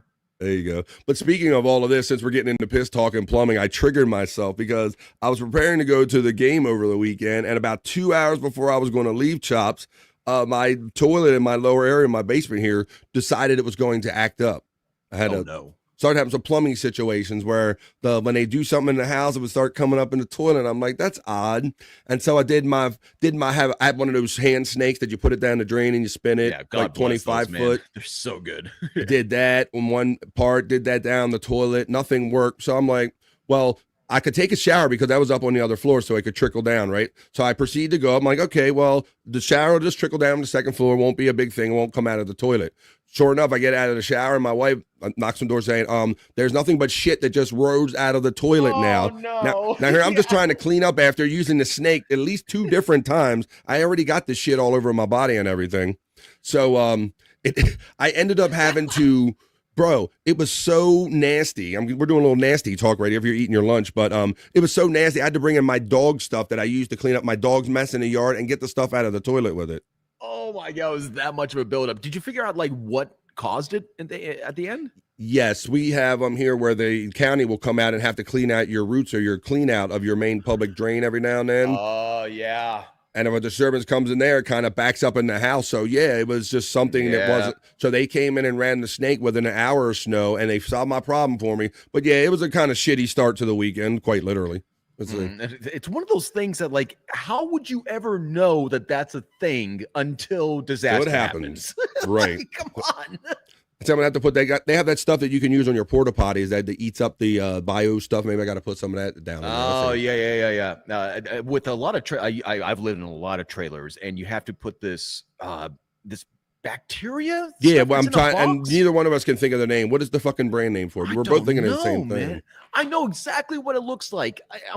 That's what I need to put down my home drain, bro. I think. Chat, help us here, please, because somebody emailed me. BF, will you be doing a 420 show? Oh no, you talking about April 20th? Maybe, Nikki, probably. I'll be doing if it's Monday through Friday. I'll definitely be doing it, girl. I don't know what I haven't got that far ahead. I'm a pothead, so. Nikki, what kind of pothead are you thinking that far ahead? Good point. Good point. Hoy, everyone, for my friend Dang Lizard checking in on a Monday, picking up the vibe on BF Live. What's up, man? What did you think? Oh, there you go. What's up? We got the FTG. Hey, Rabbi Levy quotes. You're a member here on BF Live, so you can have fun with the Tom Gully Poo emoji created by our friend P. Cunt. Hey, Dang from Tiffany, Washington. I don't eat them anymore. I throw them in other people's coolers and bring some to my aunt. You talking about fish? No gullies allowed, says Space Chief 75. Tiff says, with 3F says, it's better been pooping in a grocery bag, I guess. Yeah, maybe. Martini Steve said it should be called a gully brig. That's right. He always says that. Tiff got us. She took care of us. First, Nikki says plumbing problems are the absolute worst. And then Nikki got us with the Tiff got us. There it is. Yeah. Thank you, Tiff. Our brain was sticking on that one, man. We were stuck. Couldn't get that. No, not Drano. No, thank you. I get this reference because I was watching some stuff this morning. Dang Lizard, thank you for the €2, my friend. Have you thanked OJ for his help with your show? I saw some of this going off being carried on about in the other chats because apparently there's some issue with OJ sent his crowd over to Blind Mike's show and OJ didn't think it was reciprocated properly or something like that. So I noticed today there was a Doom clip, which is pretty long. I think it's about 30 minutes long. Yeah, I didn't even get through the whole thing. I saw it last night. Yeah. I haven't even started it myself. It's like a whole drama or saga, it looks like.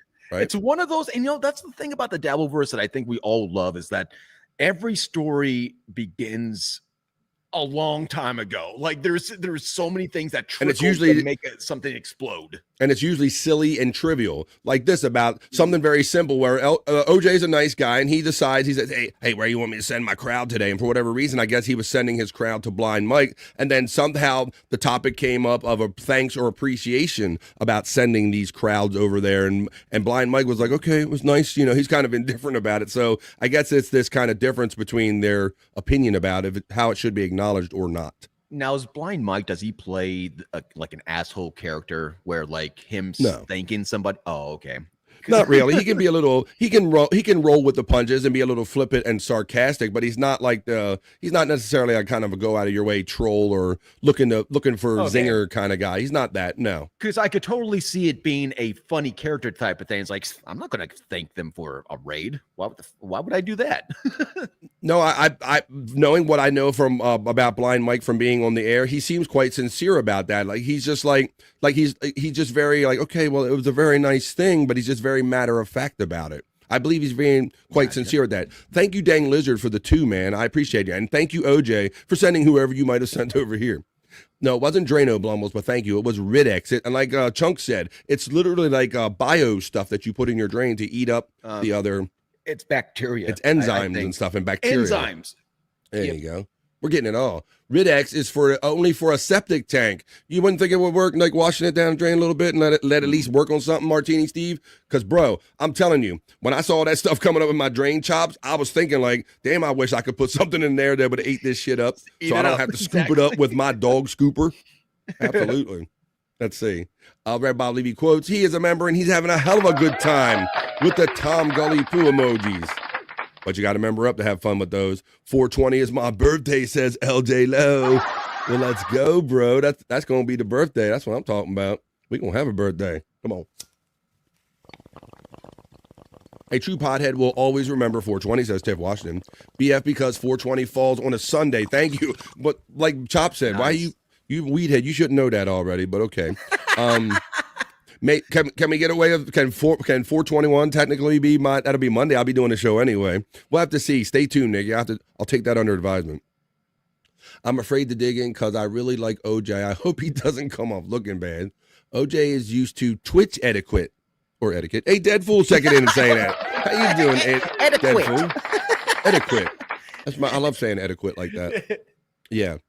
Yeah, Dead Fool. I don't know. I'm just kind of picking up on this after the fact, buddy, and only kind of the reactions that are going on, like Blind Mike's reaction and this whole, like you said, the whole Doom video, which I haven't even gotten through yet, Chubbs. Like 15-minute video or something. It seemed like quite the tome, quite the story, saga. Let's see. LJ, 420 is most days for me, says Nikki. Dead Fool, salute from Spurksnake. I've been Bob Levy and Perry Caravello, not the Dabbleverse. True. Same Nikki. Hoya Tiff from Dead Fool. Is it true that he's not really completely blind, just legally? I think he can see lights and shadows, Blumble. My understanding about Blind Mike. And that's how it is. Isn't that how it is for most blind people? Like, I was told a long time ago that most blind people that are considered blind, it's not just black. There's something else that's being seen. Yeah, I mean, I really don't know for sure, but there may be more people that are just legally blind than we kind of realize. Yeah. Oh, okay. Yeah, that's a better way to say it. Yeah. There you go. And Blumel says you can be legally blind and still see most things. And I think that's what I've heard when he described it as the case. It's like a probiotic for your poop. Probiotics, which are also sometimes derived from poop. Look at this. We're doing poop talk right here on BF Live today. Look at this. Let's see. That's the more you know. More you know from Stacey. I'm a little poop talk. All right. Let's get on with this. We got to go do the news, buddy. Dang Lizard says, in short, OJ insulted Blind Mike's co-host because he didn't make Blind Mike aware enough. Oh, because he was blind, obviously. So they made an hour-long thank you segment. Yeah, I did see, I saw some of the graphics for that Dang Lizard where it was like, thank you, OJ, and it was a big orange and big letters. Like, they went the other way with it, Chops. They're like, okay. They went all toes in and on, did like a full elaborate thank you for him. Well, that's funny, actually. That's well done. Lean into it if you're going to do it, but do it in a comic way. Exactly. And I guess I like the whole dynamic. I guess it is kind of fair and kind of funny that really you can't fault a blind guy for not realizing that an audience showed up. So I guess it is directed towards his co-host or the people that work on his behalf to kind of let him know, hey, this guy did this kind of for you kind of thing. But he still seemed indifferent about it even after being told about it there, Chops. Like, okay, it was nice and all, but what do you expect me to suck your dick? Like, I don't know what you want out of here. Let's see. RBL Cube says, Jeff Healey, who was a great guitarist, rest in peace, played it on his lap. He had no eyes and still one of the best guitarists of all time. Jeff Healey, a great guitarist. Yeah, he's no longer with us. Not sure about Riddex and drains. I do know a Drano is real bad for plumbing. Can you get an auger and snake it? I tried that, Martini Steve. I did 25 feet, 2 different places. I end up, it's taken care of now, buddy. As Matt checks in and says, bones up to me in the Midday Freaks. It's like Activia of toilets, says Blummel's defense lawyer. I was temporarily blind in my left eye when I was in the hospital last year. Luckily, I mostly recovered. That's great, Space Chief. Nice. Kind of funny. I'm hoping it's all good fun. All right, well, why don't we? That's kind of funny, and I'm hoping it's all in good fun. I think it is, Blummels. I think it is. I think that Blind Mike, he knows what to do with something, number one, when he has something to run with. And yeah, we'll kind of see what comes of it, because I don't know how OJ is responding to it, but I know you guys will let me know. But you know what, folks? It's normally I'm coming up on taking the piss break now, but I'm feeling good. I don't have to piss or nothing. So maybe we'll do that later in the show, but we've been having so much fun talking, and thank you for your super chats and the love. Let's continue to create the vibe. Let's make the vibe bigger. I'm going to make my way over to my news desk because I got a few news stories that I would like to talk about with you and Chops at length as we get into the vibe, the BF Live other news, or the vibe not so serious news. Let's do that, folks. Come on.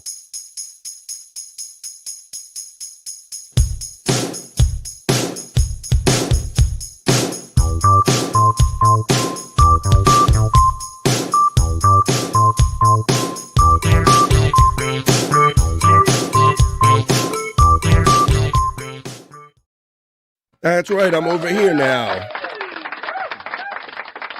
I'm in the BF Live news studios, the Vibe news studios. I'm going to play my little ticker in the background. And let's do a couple stories that we have on the BF Live other news on this Monday. I want to start off by doing a couple sports stories. At the end of last year, I think it was the championship game or it was the World Series game. It says a report, the Yankees fans who grabbed Mookie Betts at the World Series have been banned from MLB games. So I don't know, for you, that I don't know if you're up on this or not, Chops, but I'll bring everybody up to speed on this. Last year in the World Series, it was the Dodgers and the Mets. Or Dodgers Yankees, there you go. And this guy, see the guy's glove being grabbed right here, Chops? Can you see that? Uh-huh. Well, these guys got banned for life because this was quite dangerous, bro. So one guy, you can see they like grabbed his wrist and then they tried to wrestle the ball out of the glove. Oh no, they should have immediately let go when they realized what they did by accident. And he jumped off the ground to do this. So they're literally suspending him in the air for a period of time by his wrist. And they should not be interfering on this level. If it's in the foul territory, you can kind of swat and go for the ball. But you shouldn't be, and I don't even like doing that, but you shouldn't be grabbing guys off the ground. This says, man, not at all. 2 New York Yankees fans who grabbed Mookie Betts' wrist while he made a catch at the wall during Game 4 of the World Series have been banned indefinitely from Major League Baseball stadiums, according to Dan Martin of the New York Post. MLB wrote in a letter to the fans obtained by the Post that the incident posed a serious risk to the health and safety of the player and went far over the line of acceptable fan behavior. It goes on to say that based on your conduct, Major League Baseball is banning you indefinitely from all Major League stadiums, offices, and other facilities, Major League Baseball said. The league warned the fans that they could be arrested for trespassing if found on Major League Baseball property, according to Martin. The fans identified as Austin Capobianco and John P. Hansen interfered with Betts as he jumped to make a catch in the bottom of the first inning on October 29th at Yankee Stadium. One fan held Betts' wrist while the other attempted to pry the ball out of his glove. I was watching at the time, Chops, and I remember thinking, man, these guys are assholes. This is highly dangerous what they did. So I'm glad that the punishment fit the crime because I was like, I couldn't believe it at the time. Let's watch the actual grab in real time, Chops, and you see how dangerous it could have actually been. Fly to right by Torres. Betts in the corner. Does he have room? Oh, no. Look, he jumped over the wall, and then he couldn't even pull his arm down in real time, bro. Fights with the fan, and they're going to say that it's That's out. fan interference, and that's an instant out. So an out. See, and these assholes think, Chops, that anything that comes over the wall, including Mookie Betts' wrist, is in play and fair game. Look at them. They're like, bro, it's over the wall, bro. It's the bro. Well, the bro didn't work. One gone in this first. It's the second Just out of time that respect Gleyber for Torres human has hit a beings. ball that is Right, you don't get to disrespect humans and then hold up their limbs. Look at this. Jump. Now he can't come down right. Look. And yeah, Betts has that ball in his glove, and this fan literally tries to take his glove off. Look at the other one trying to stop him. Two fucking assholes, bro. Look. Well, he won't be watching the game much longer. Good, get him out of there. Wow, he might You really do have to set an example. on the TV. Instant ejection, permanent ejection. What shitheads? There you go. LJ Lowe says, good, they deserve what they got and more. I wish they would have gotten it and had a bunch of gamblers and bookies chasing them for tampering and possibly messing up their shit. Yeah. Stacey Allen gives them the appropriate name of assholes. I saw that clip. It was vicious, says our friend Nikki. Of course it was Yankee fans, says our friend Blum was the first divorce lawyer. That player could have gotten his arm broken by those fans. Was that not, just the jumping and it was crazy. And let alone him never need to be touched, but the wrist itself so easily disturbed, broken, the tendons inside of it. If he twists it the wrong way, that's his career. Yeah. And yes, Tiff, and that's kind of what I said in the summation of that article, that basically that's where it stands. They are just banned from MLB parks and all offices and events for life. My whole thing, it's probably easier with facial recognition, Tiff and Chops, but I often wonder how they enforce these. Like if somebody else were to buy you a ticket, couldn't you kind of sneak in, or nowadays put those stupid masks on? So if you're desperate enough. But I think it's serious enough that, right, if they get caught on those parks, at least they can be arrested for it again. The whole thing about going to sports events and everything, it's like, and you want to do it the right way, is for convenience sake, and to even be penalized down to now you have to sneak into the games. That itself is a good punishment to me, because you're always going to be looked after for.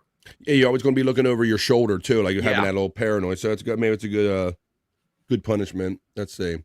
Tiff, stop throwing enzymes all over me, says Jerry Lahane. Hey, we're having enzyme talk. It's shitty talk here. I stepped away. Sorry. No, that's okay, Tiff. No, I was just updating because, they did it last year in the World Series, but for whatever reason, they kind of, MLB kind of threw down a decision that they have been, just to let anybody didn't know, that they are banned from everything for life as it stands right now. Wanted posters at the gate says, exactly, Nikki. Like, how exactly do they enforce this? But let's see. Let's do my next story. We're doing a little bit of sports. I'm going to touch on a little bit of this. I saw this at the time last night. And I want to know what some of my sports fans thought about this. Yesterday, during the Buffalo Bills game, Josh Allen was over the Broncos. Shout out to the Broncos and the Bills game. That was on yesterday. Well, something interesting happened during yesterday. I tend to complain, Chops, because it seems like Patrick Mahomes and maybe Josh Allen or some of these players are a little too cozy with the refs. And they have a little too much favor out of them, if you will. They have the old conversations about how's the family, and they kind of work that into kind of the game, I think, in a way. Okay. So I'll read you this story because there was a weird kind of interaction that had. It says a few people seemed up in arms after referee Bill Vinovich was spotted having a conversation with the Bills quarterback Josh Allen following a controversial non-call. But in the end, appearances weren't what they seemed to be. So it's what it seemed like on the surface, Chops, is that a non-call happened on the field. And so Josh Allen used, he kind of was using his influence on the ref and kind of barking him down about, hey, ref, where's this call? Why don't you give me this call kind of thing, right? As, some of the players tend to do, like a Mahomes or something. It says Allen told reporters after the game that the conversation was beamed to viewers on CBS broadcast of the Bills' 31-7 lopsided win over the Broncos. Had been Vinovich telling the quarterback to calm down. So this is what he was saying, Chops. But my whole thing is that you rarely see in football, you never see referees coming over to the bench and interacting or consoling or trying to work with like one individual player. This is kind of unprecedented during a regular weekly game, my friend. I think. Let's see. I don't really know enough about it. This is kind of like all new to me. Okay, that's fine. I'm just setting up the story. But it does say that. Oh, I'm sorry. Go ahead, please. Oh, no, I would have never thought that like the players could actually get. We're talking about the players getting buddy to the referees and them not calling it, right? Yeah. Never thought that being a thing, but I guess it is.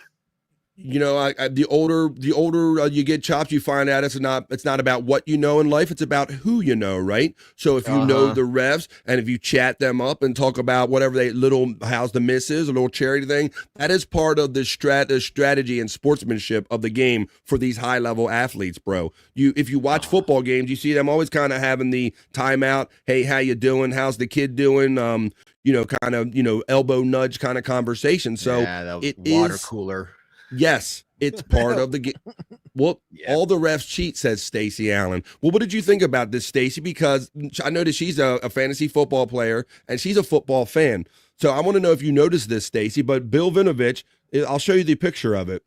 It's the clip that aired that made it appear that Vinovich was apologizing. And so that's kind of the rub here, Chops, is that it looked like he was like going over there to explain himself to a player, which isn't really the role of any official in any kind of sport. It's kind of, you really don't see it happen. Here you go.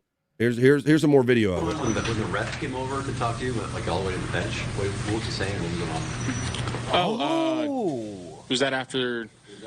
I wasn't happy with what was going on, and I was yelling a little bit, and he just said, "Don't be yelling." So my bad.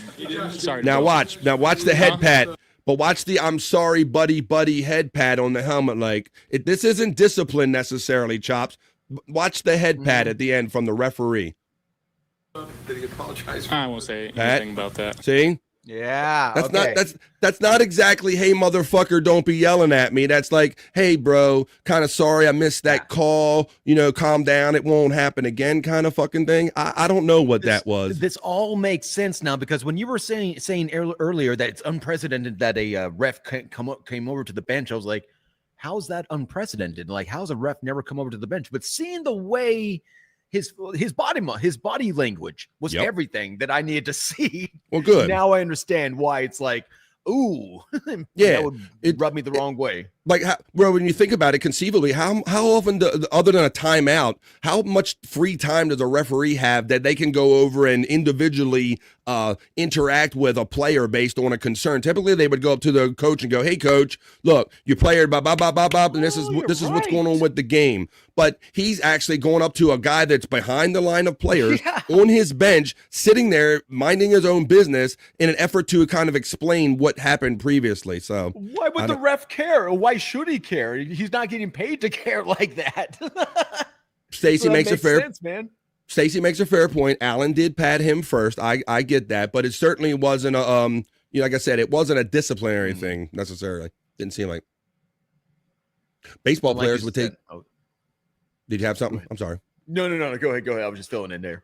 Baseball players would take Angel Hernandez out for drinks so he would give better calls. A trash umpire, right? He was known for making notoriously bad calls. He was very played favorites very much. Hey, Donkey Kong's checking in later in the game than usual. What's up, Donkey? Much love.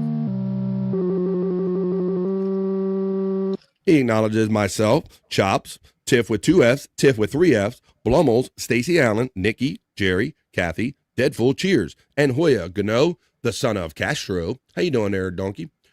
Allen patted him first. Hey, Donks, for Tiffany Washington. I got them enzymes. I got them enzymes. What you know about them enzymes? There you go. You catching up with enzyme talk. So I don't know. It just kind of it's one of those things. A lot of people are very critical of the refs and some of the calls they make and some of the way the timing of some of these calls, chopped with some of these favored players, like a guy that's in your ear like a Patrick Mahomes all the time, or a Allen or a Tom Brady used to be very famous for this. He'd be like, "Come on, ref, you're my pal, buddy, old pal. Give me my call." You know, you'd kind of put that kind of outside pressure on them. That persona out to them. Yeah, makes sense. All right. I don't know. We just kind of had the. Let's see where we at with this article. Well, I'll do this one next. I'll skip that one. I like this is a pretty good story. I don't know. It's winter now, so I'm not much on cutting the grass. Hey, Chops, when you got to get down to cutting the grass, Bo, what's been your thing? You got a push mower guy, riding mower? Do you get somebody else to do it? Like, what's your grass cutting thing? We have an old school push mower, the one with the old thing. You got the I used to mess with those when I was younger, bro, and you kind of pump them back and forth, and you definitely can't let your lawn get too big with those bitches, right? No. Yeah, it does not work well like that. Because they'll kind of choke up after a while. Well, some of us that had lawns and you have these conditions, you got to take care of them. But when people get older, they obviously have issues taking care of their own lawns. They have these bigger houses, but maybe their family's not around anymore to help them, and they're just by themselves. But on TikTok, this lawn guy saves a woman with disabilities from a city fine and raises more than $380,000 to make her home accessible. Nice. Holy crap. All right. So this is where a good situation come out from the starting of a bad situation. You can see the overgrown lawn right here, and I'll read you about this and how this all transpired. This is TikTok. He calls himself the lawn guy. It says a landscaper turned influencer who works to trim lawns of neighbors in need has raised more than $380,000 for an elderly woman. Wichita, Kansas-based lawn care and power washing company SB Mowing has garnered hundreds of thousands of likes on platforms including TikTok and YouTube. Run by creators Spencer, who prefers not to share his last name online, the video shows off how the company trims grass in overgrown yards and spends time helping local community members. Many of SB Mowing's videos show Spencer approaching his neighbors, often elderly or disabled, who have struggled to take care of their yards or properties and offering them some maintenance free of charge. On Friday, January 9th, Spencer shared a video on the company's TikTok that would become one of his most viewed of all time. In it, he speaks with a woman named Beth, who said she has tried for months to get someone to help her trim her overgrown lawn, but to no avail. So she got a call from the city. The city was going to charge her. It says she's been trying to get someone to take care of it, but nobody is answering their phones.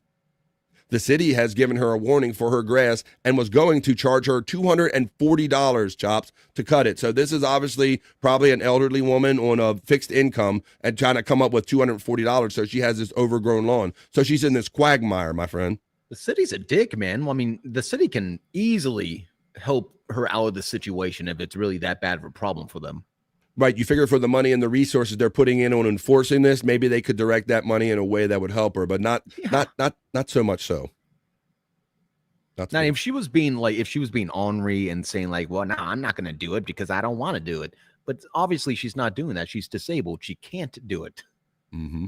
So she said she can't afford that. So this person completely transferred her lawn for free. And she was in tears and was so happy. She goes, she was apologizing for the mess, but this clip has garnered 100 million views and 8 million likes since it was posted like about 2 days ago, Chops. So this is a good one.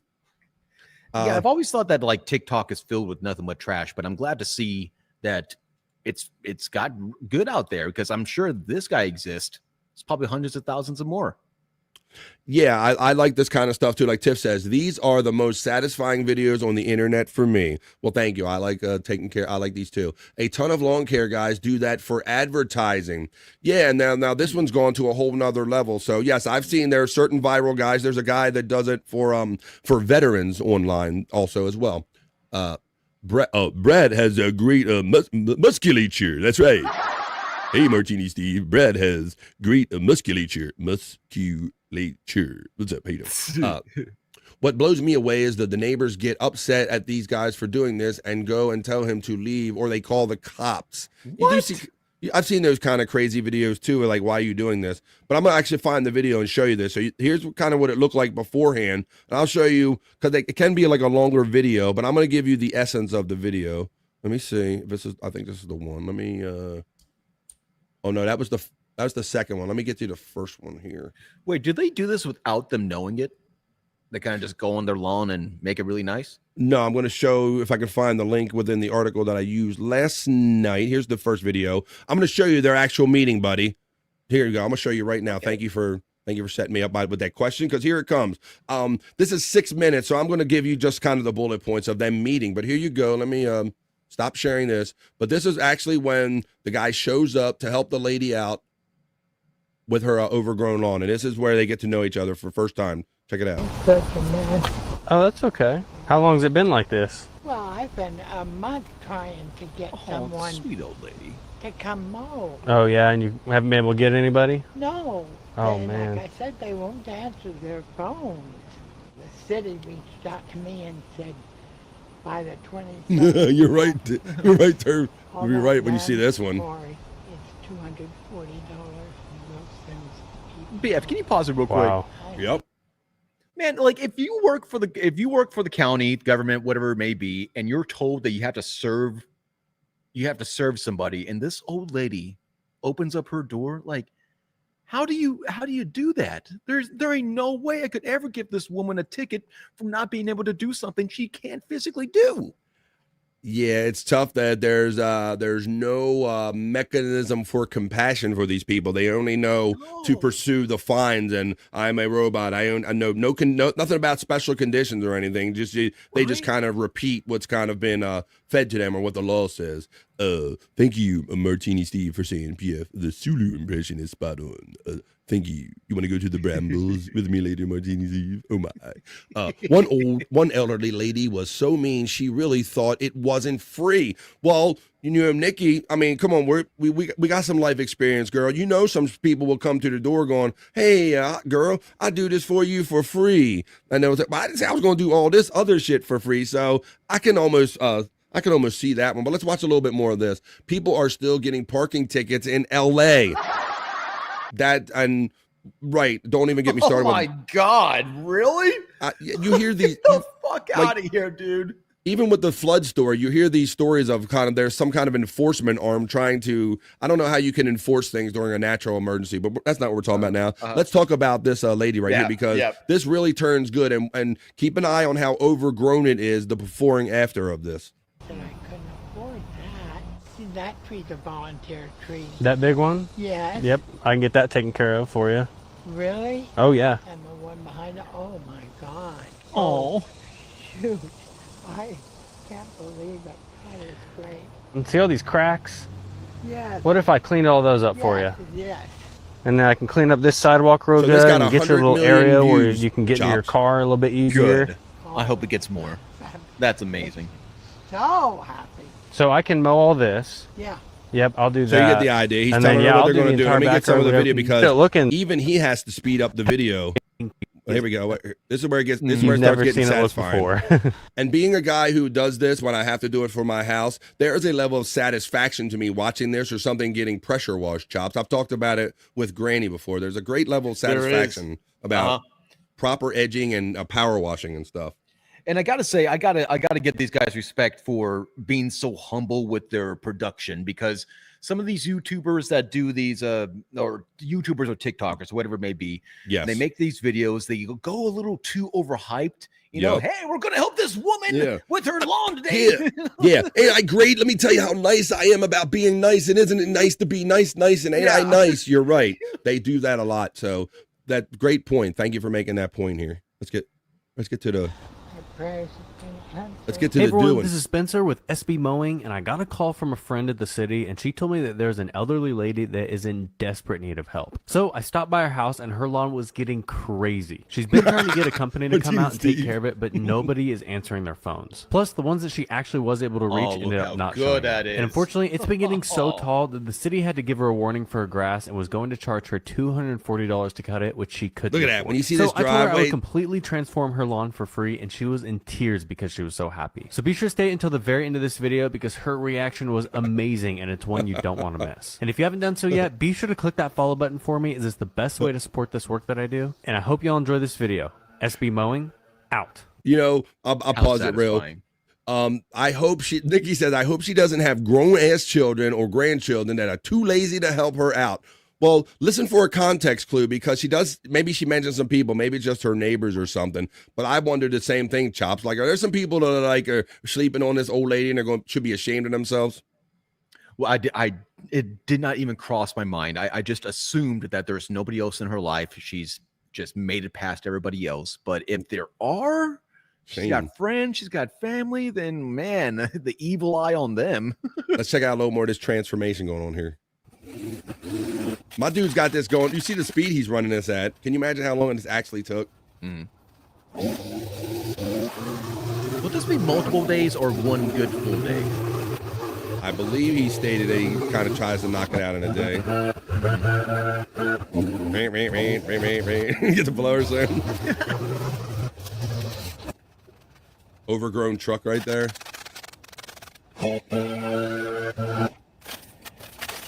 Me realizing how much better my driveway can look.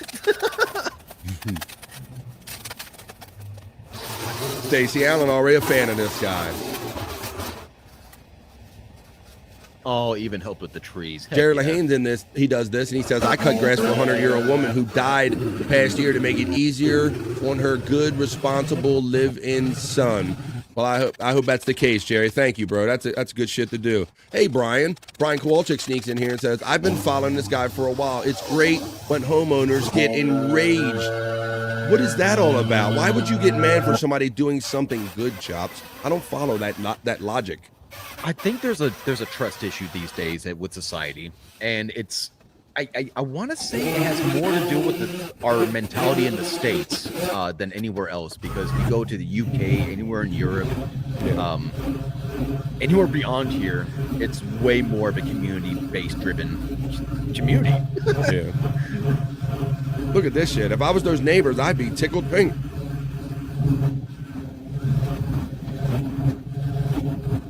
What speed is he running this video on? Holy shit.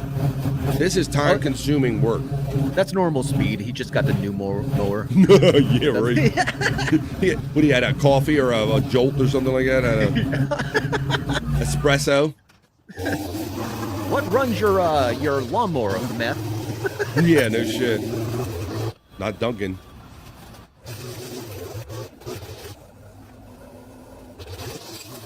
Yeah, same, Tiff, because that's a big deterrent for a lot of these guys, is that you got to pay to dump it publicly somewhere if you don't have a good place to dump these clippings. Oh, yeah. Like something this big right here. Look at this. This makes this whole yard look different right here.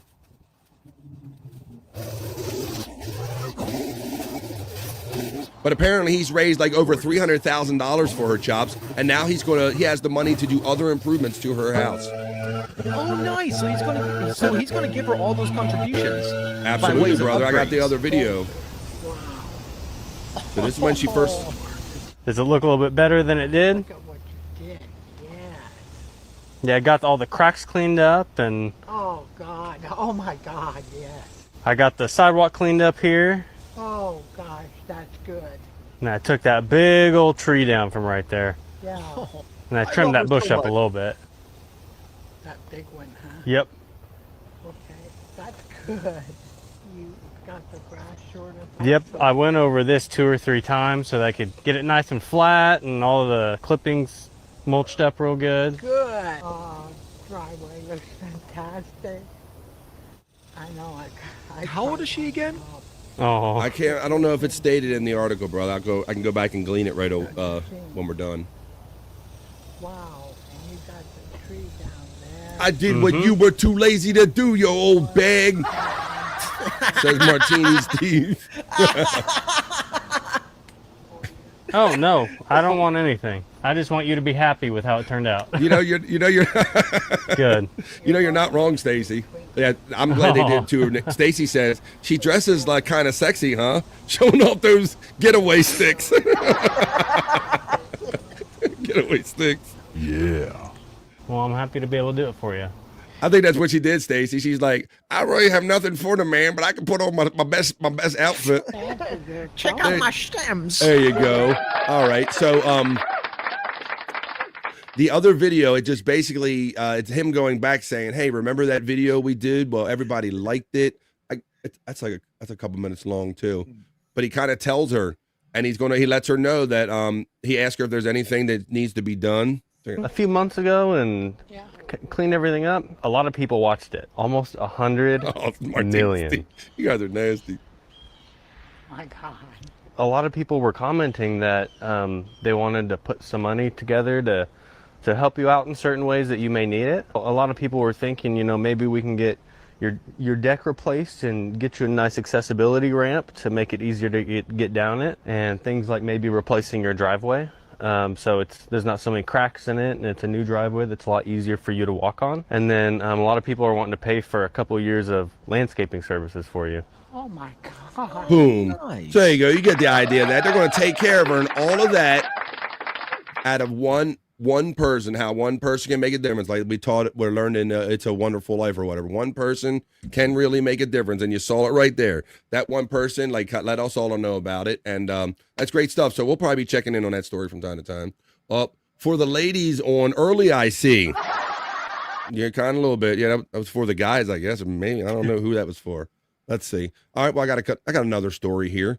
What are they going? Oh, I do have a story about some about social media regulations kind of changing. For more on some new stuff going on Facebook and Instagram, let's take you over to the Bikini Report to tell you about the new stuff going on at Facebook and Instagram. Great news, everyone. Facebook and Instagram are finally freeing the nipple. Okay, that's not true. I just made that up. But if you enjoyed that misinformation, those platforms are about to get a whole lot more of it. Start spreading the news as well as the fake news. Meta is getting rid of its fact checkers. Moving forward, the closest thing to fact checking on Facebook, Instagram, and Threads will be user-generated notes. In a video justifying the changes, CEO Mark Zuckerberg admitted more mis and disinformation will get through, but claimed the benefits would outweigh the costs. From there, he went on to say they were also bringing civic content back to those platforms, meaning politics will once again be fair game. The general consensus online is that Mark Zuckerberg is adjusting to the times, specifically America's political situation, especially since this comes just after putting the UFC's Dana White on the Meta board of directors. So what do you think of this policy change? Let us know in the comments and follow the Bikini Report for more daily headlines. There you go. Thank you, Bikini Report. Then you're going to have to go back to figuring out the world yourself, the good old-fashioned way. I don't know. Who knows what to believe anymore with all this AI stuff we got and things of this nature. You understand? Ooh, let's see. Martini Steve says, oof, about this one. And Tiff, I'm not sure if this is real or if this is dripping with sarcasm. I think it's real. She says she is a real natural beauty. She's like the head matron at the brothel. She didn't look too done up.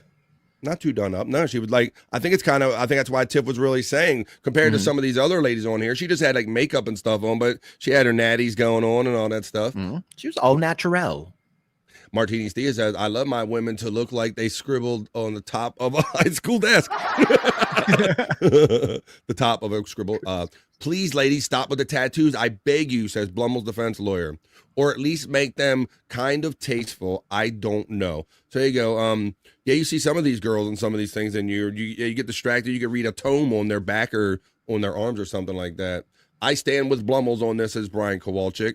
Yeah, a nice, a artistic, well-placed, not as long as there's not a lot of them, a nice tattoo isn't bad. It's when they get to look like a billboard chop. So I started to lose it for me. My biggest shell shock was when I started seeing a whole bunch of chest tattoos. I lived in an area for a long time where that was the main place. You know, you would see more chest tattoos on women than you would see them on with their arms, and I was kind of taken back by that.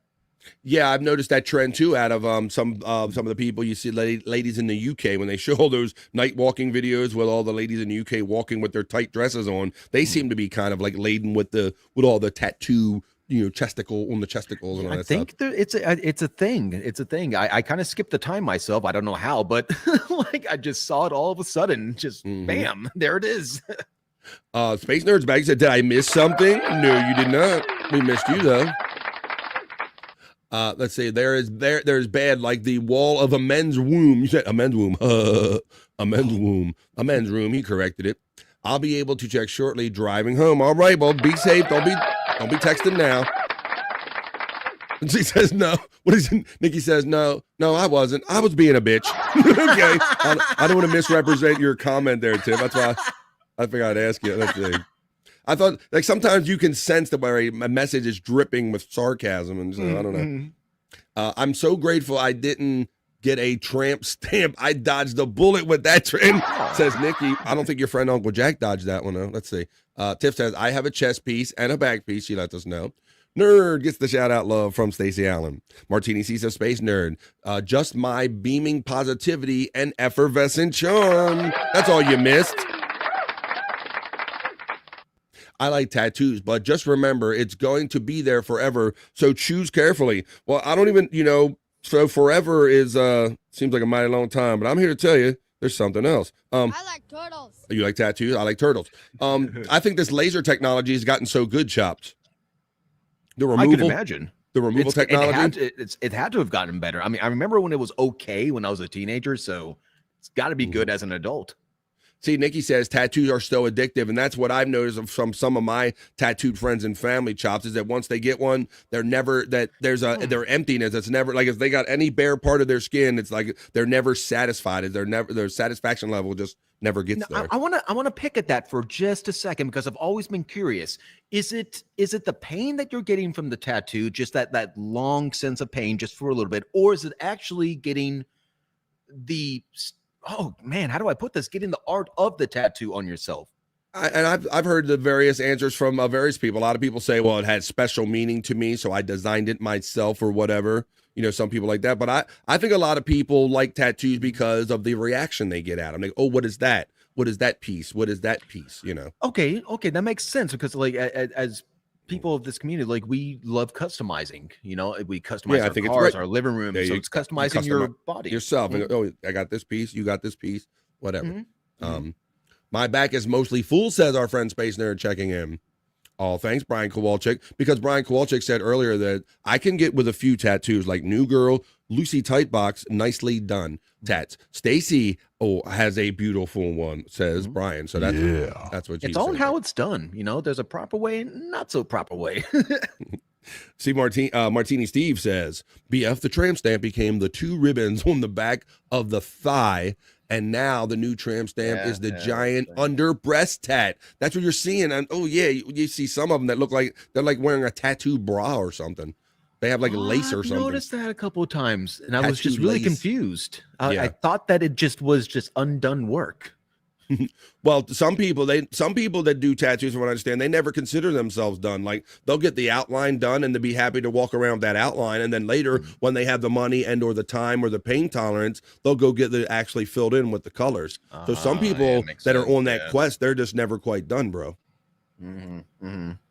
My tattoo was to help me get over the grief of losing my baby and to have her with me always, says Stacey Allen. And Stacey, I know that I have, so my 2 daughters, they end up getting like little ones or whatever, even though I kind of didn't want them to, and theirs have meaning to them too. It's supposed to be the flowers of all of our lost family members and stuff. So that's all well and good. Yeah, and that's what we're saying. That's what we're saying here, that some of us don't have problems with the tattoo. It's when they get to be like too audacious and overly aggressive, or so many of them that you just look like people. You look like, look at me, look at me, look at this, Yeah. When you look at a tattoo and you just know that there's no significance to that person's personality because of that tattoo. They just went in because they wanted work done and they said one because it's pretty. Yep. After my first one, says Nikki, talking about the pain, I wanted more. I didn't care about the pain even. It was done. Okay. It's all part of the pain and the art together, says Blummels. It's got to That's be respect, Stacy. Sorry for your loss. So you're getting some good rep there, love. Yeah, Stacy. I mean, I'm sorry. And that's what, we always talk about this. That's why we always try to keep it positive and keep it 100 here, because everybody has serious shit that we all deal with. But we like to come here with the vibe and have a lot of fun and create fun, because we all have stories, but much strength to like people like Stacy and people that have their stories and are going through something personally. The pain doesn't concern me, says Space Nerd. Martini Steve says, what's up with cops, men and women, having the one sleeve? I do notice more law enforcement has, because, Martini Steve, you probably remember for the longest time, they wouldn't even take a person that had tattoos in the Army or the police, Chops. That used to be a thing. I was going to say it's definitely just a change of times, because they have to. If you go into a pizza joint and you see somebody with a beard, you go, wait a minute, there ain't no way. They work for a food establishment. How are they able to have that? Just change of times. Change of times. Tiffany Washington says it's therapy for her. Stacey Allen says, I love a guy with a full sleeve. Are you full sleeve? You're just happy to see me, guy. Hang on. Buy me a drink, Mr. Full Sleeve. LOL, that's all there is now. A tattoo calls you, not the other way around, says our friend Nerd. Uncle Jack's tattoo is for the kid he'll never forget. I mean, he had. Oh, my God. I love you, my baby man. I see it. All right. That's just cool. All right. We got a friend joining us. Well, he's not a friend. He's a bro. He's one of the many co-hosts here, along with Scott Fitzpatrick. He's my friend. He's your friend. He is Bobby Nick. Hey, Bobby. Hey, how's it going, guys? What's up, man? We're hanging and banging. We're just kind of cruising, and we're getting through like the news, buddy. So we're kind of having one of those kind of slower days here, just hanging out and having fun. How you been? Wow. Not too bad. Chops, can you stand up for a second? I want to see your shirt. Uh-oh. It's my Pokemon shirt. The originals. I can get a 1 on that. Let me get a solo on that. Pokemon shirt. Okay, that's like... All right, Bob Nick. Why are you having fun with our boy Chops with his Pokemon shirt? I don't know. His Pokemon shirt is like I thought it was like maybe a Nirvana parody, because it looks like the Nirvana font on it. Oh, I know what you're talking about. Just the spelling, right? Yeah. How that looks. Yeah. I was like, what? Yep. Maybe so. Like, I got this out of Goodwill, so who knows? I don't know. Ooh. I don't know. All right, well, there you go. Well, thanks for coming in here, Bob. How you been, man? How was your weekend, buddy? Pretty good. Pretty good, yeah. I did a lot of podcasting. Survived another one. Yeah, exactly. Exactly. And it's the start of a new week of podcasting, so here I am. I'm glad you're here. Woke up a little late, but I'm here. All right, well, appreciate it, bro. Thanks for jumping in, man. I mean, good morning. Good morning. That's good to see Chops here. Only texting at red lights, FYI, from Space Nerd. She's letting you know so we don't shame her too much. Froggy checks in and says, LOL, Levy was saying some really dumb shit on his show today, well, and every day. LOL, saying him and Artie were going to go to rehab together. What the fuck? I don't know. I think what I remember at the time, wasn't he saying that he would go with Artie? Like he was so desperate to get him to go, I think, Bob. I don't know what that was. I see. That would have been a show on itself. Just give him a camera. Let him go. Yeah, I know. How you doing, Froggy, today? We got Bobby Nick joining us, and we got Froggy today. Come on, here you go. There's a sound. Oh, there it is. The cool trend now is to not have any tattoos that makes you a minority. That's who you're talking about with this guy right here. Yeah, first of all, I just never was inspired by something so much that I said I really got to have that emotion or capture this moment on my body like that. I've just never had that feeling come across me. That's most of it, Bobby Nick. I remember when I was 14 and stupid. Hey, isn't that a show on MTV? Like, it should be. It doesn't. But yeah, someone was like, "Hey man, you want a tattoo?" And I'm like, "Oh, I don't know, like." And then they're like, "All right, how about some weed?" I can give you a dry run. I can give you a dry run so you can see how it feels and test it out. And they did. So I was like, "Okay, well, I'm gonna get a House of Pain one." And who the fuck are House of Pain now? Like, I'm so glad I didn't get that fucking Oh my tattoo. God! It'd be shameful. If you still had a House of Pain, that would be insane in the membrane. You'd be showing it off all the time, man. That would be fucking hilarious. Look at my dumb House of Pain tattoo, dudes. But see, and so So that's just the point. I wanted to get my daughters past the point of that impressionable age, Bobby Nick, where it's the thing that everybody's doing. If you get older and you want to be adult, like yourself or whatever, and you decide, hey, that this is still a good idea, then I would support that more. But anybody just, especially being younger and just being influenced by the world, like wait till you get a little older so you won't have that regret that maybe you're thinking about, right? Yeah, exactly. So There you go. I've still never gotten any tattoos, and I don't plan on getting any. All right. Bobby's no tattoo guy. Chops, you want to give your tattoo count, buddy? Yeah, I got 2 myself. It's it's probably gonna. Here we go. One says "just smile," and right above that is a smiley face. And that's just was always my everybody always asks, "Were you drunk when you got that?" But it was just my saying when I was growing up, and I want to make sure that I always had it on me. That's not the worst thing. I mean, you familiar with the show Impractical Jokers, where they had the challenge, and whoever lost, the winner could do whatever they wanted to their teammates. So they put Jaden Smith on the one guy, Sal Governale, and he's got to live the rest of his life with Jaden Smith tattooed his head on his calf, on the calf of his leg. Oh Why would I be okay with that? I mean, it depends on how much That reveal was so funny when they did that. And he's like, "What are you doing? We're supposed to be best friends." And he got, because they lost the challenge, he got a Jaden Smith tattoo on him for life. Let's see. God. Shout out to Bobby Nick for Martini Steve. Martini Steve. Does Bobby Nick regret his Canadian Tire tattoo? I do not have one. Not as of yet, but maybe I should get one. That's actually, I am Canadian. So. Nicky's got my eye on you. You can take your discount Canadian Tire bucks and go get a tattoo, huh? Nicky's laughing, which is great. Deadfool says Bobby Nick is very quiet. Oh, you know what? Yeah, turn him up. Yep. I was doing some karaoke and I shut my shit off. Hold on. Oh my God. Glad you're good, Froggy. Froggy says I'm good. Whoa. The only things I want forever are my wife, family, and BF Live with the vibe. That is an awesome compliment, man. I mean, I'm not going to give you some of the favors that your wife does, but I'll be here for this. Thank you. Thank you, Martine Steve. That's a fantastic compliment, man. It would make sense if Bob was trying to get Artie into rehab for Artie's sake. Yeah, I think that's all it was, bro. Because Artie wasn't listening to anybody at the time, and Bob had already kind of had his slide start enough that he kind of knew that Artie was worse off than he was. We all did. We all knew he was worse off. And he wasn't. He lost Dana, his girlfriend. He wasn't really listening to his mother no more. He was really at a bad place. Doing great, Froggy. Talking about your wife, your husband. I hope they're Tiff. Shocking, says Tiff. Tiffany with 3 F. But it's right above his butt cheeks. Who said that? It's right above his butt cheeks. Oh, the tattoo. Okay. Okay, here we go. I got deep butt cheeks. I know. See, well, there you go. That's probably why you get a good tattoo like that.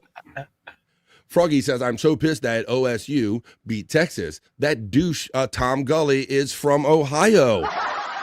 From at Ohio State. What's up, Matt? Checking in. Oh, snowboarder. How about ashboarder? The only thing he's going to be able to board on, I said all the ice melted out there, Perry, in California. For those of you, let's see. Smile, says our friend Tiff. What a nice smile.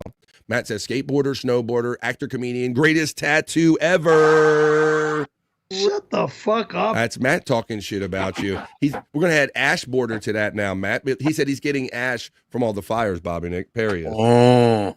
Starting to get some of that ash. You're welcome, Froggy. He's home, still doing good. Rehab around the house. That's great for your husband. Nikki says Drake got LeBron James' face tattoo. Now they are beefing. See, there's some regret right there. You don't want to do that. All right. Spurgsnez, yes, Tiv. Good to hear from you.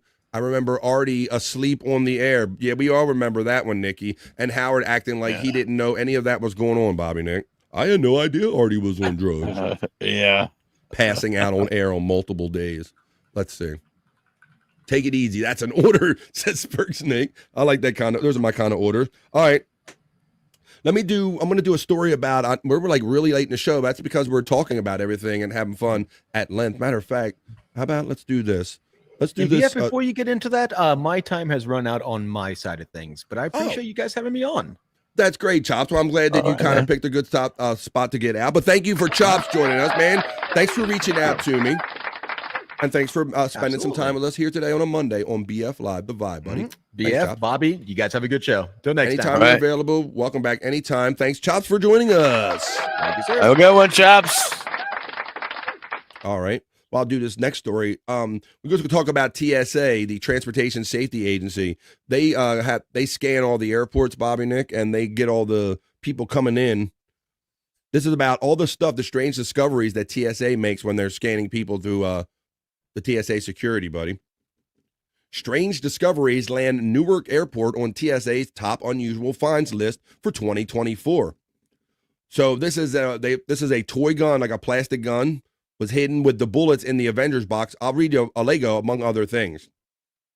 A surprising discovery at Newark International Airport led to a passenger's arrest while also landing the airport on TSA's most unusual checkpoint finds in 2024. A Mississippi man was at Terminal A of the New Jersey airport on October 16th when TSA officers stopped him for what was inside his carry-on bag. The officer detected a disassembled 9mm handgun after running the duffel bag through the x-ray machine. While the find itself wasn't all that uncommon, how the passenger attempted to hide it certainly was. The TSA said the gun frame had been jammed in the bottom of a boot below a sock, which was stuffed in behind it in an effort to conceal the weapon. The rest of the handgun, the slide, the spring, the gun magazine, loaded with 12 bullets, was detected among plastic building blocks inside a Black Panther Lego set. So this is just some of the extremes they're going through, Bob, to get a gun through security. You must have really wanted to shoot somebody. No shit. To put it in a Lego box and have it in your boot with a sock. They said the guy he denied that it was his, of course. Yeah. Yeah, how are you going to deny a frame of a gun in your boot with a sock when you got to take your shoes off to go through security? I don't know how you get away with that. I don't know. That's crazy. But I do have a video where I can actually show you, and we can go one by one. Here are the top 10 craziest items confiscated, the best catches from TSA agents from airports in 2024. Let's look at these. Here we go. Oh, turns the volume up and go.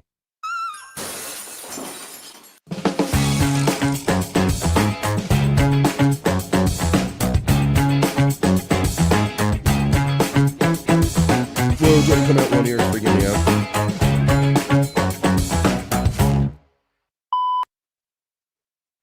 Number 10, Bobby Nick. Asheville Regional Airport. This is weed. A bag of weed was hidden in a jar of Jif. I don't know what it has to do with Elmo, but if you look right here, you can see the bag was actually double, triple, whatever bag of weed. They stuffed it in. They put peanut butter all around it, but TSA caught it anyway. Oh. We had an ounce or so. Number 9, Williamsburg International Airport. This one was, this is one of those multi-tools. Did you hear someone who brought a knife to a PHF airport? Shoved inside their shoe. Yeah, they make you take your shoes off at the airport, so you're not going to get away with this shit anymore since the Unabomber. Number 8, Newark International Airport. This is a couple. This is the gun one. This is number 8. So you can see the actual guns there, and then the bullets and the springs were all in another box, I think. Oh. Don't cry.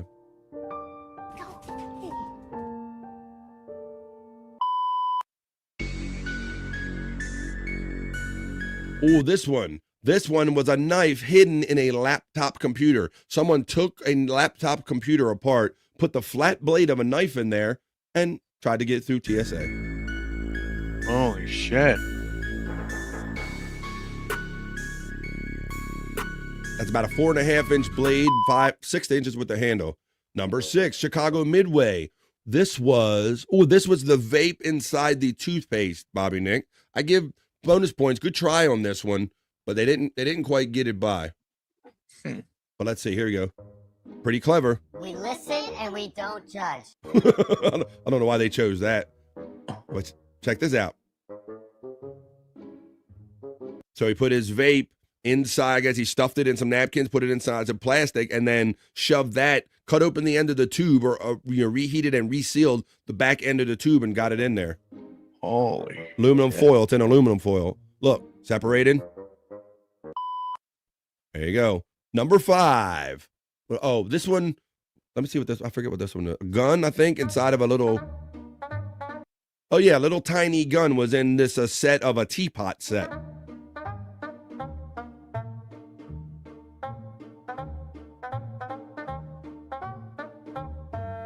That's a weird one. Number 4. Which one was this one? Oh, this is meth crutches, Bobby Nick. They hid meth inside of crutches. Meth crutches. Oh my. Very mindful. Let's not forget to be demure divas. Meth crutches. Number 3, Miami International Airport. Oh, this was the snakes. We did a report. I did a report on this one in an earlier show about this guy that tried to bring snakes back in his pants. Leave everybody alone. We don't want to talk to you about your bull crap. Get out of here. Tried to sneak Eat your exotic food. snakes back into the country. Item number 2. This was a walkie-talkie with some kind of cassette thing. It supposedly looked like a mock bomb. Oh, okay. Wow. Oh, no.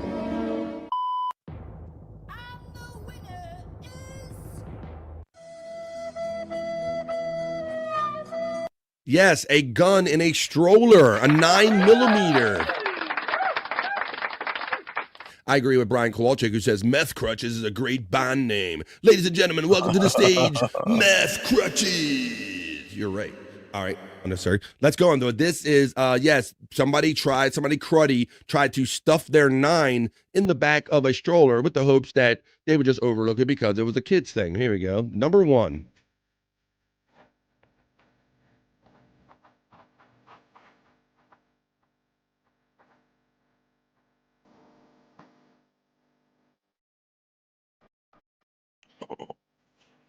And there you go. Those are the top 10 most unusual items attempted to get through TSA security. As part of the later in the show, we're kind of doing the news. We're having fun. We're doing it, and I'm glad we got Bobby Nick tagging in. We're doing it for chops, so that's good. All right, let's cut him up.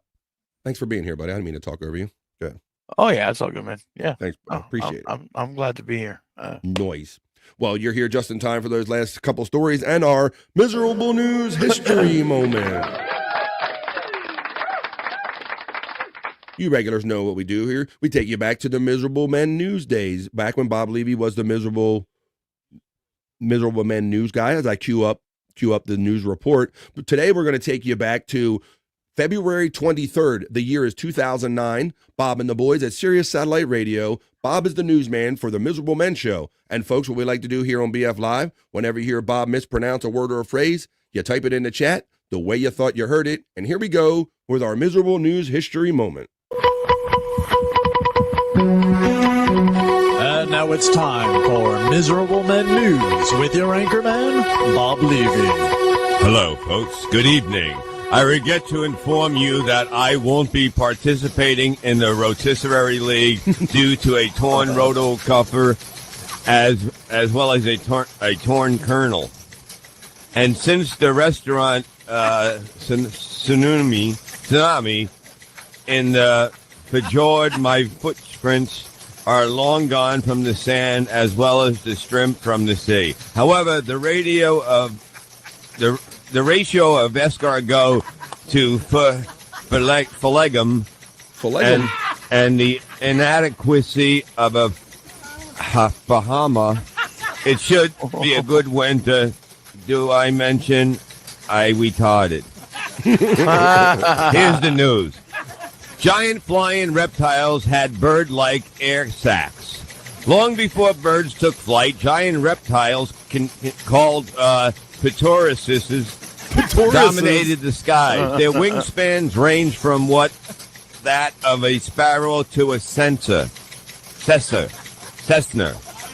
A new study concludes balloon-like air sacs extended from the Pterosaurus lungs into much of the skeleton, reducing body dentistry.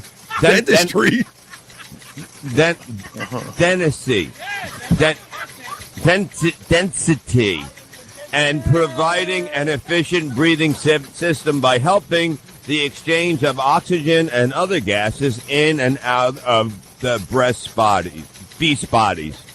The strategy was similar to that used by birds that descended from dinosaurs much later.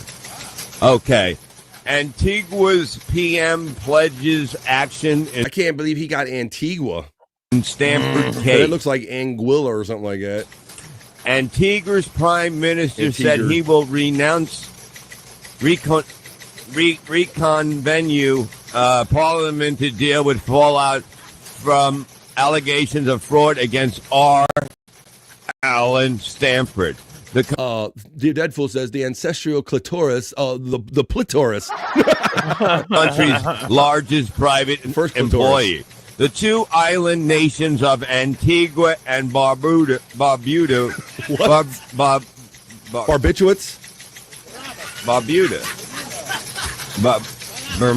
okay, the Bahamas,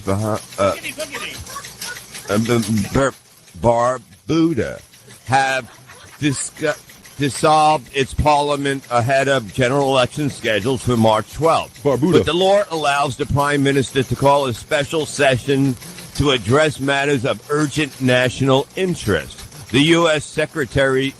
Securities and Exchange Commission filed a civil lawsuit last week and accusing Stanford of a massive fraud. Antigua-based Stanford International Bank, Ltd. And that's the news.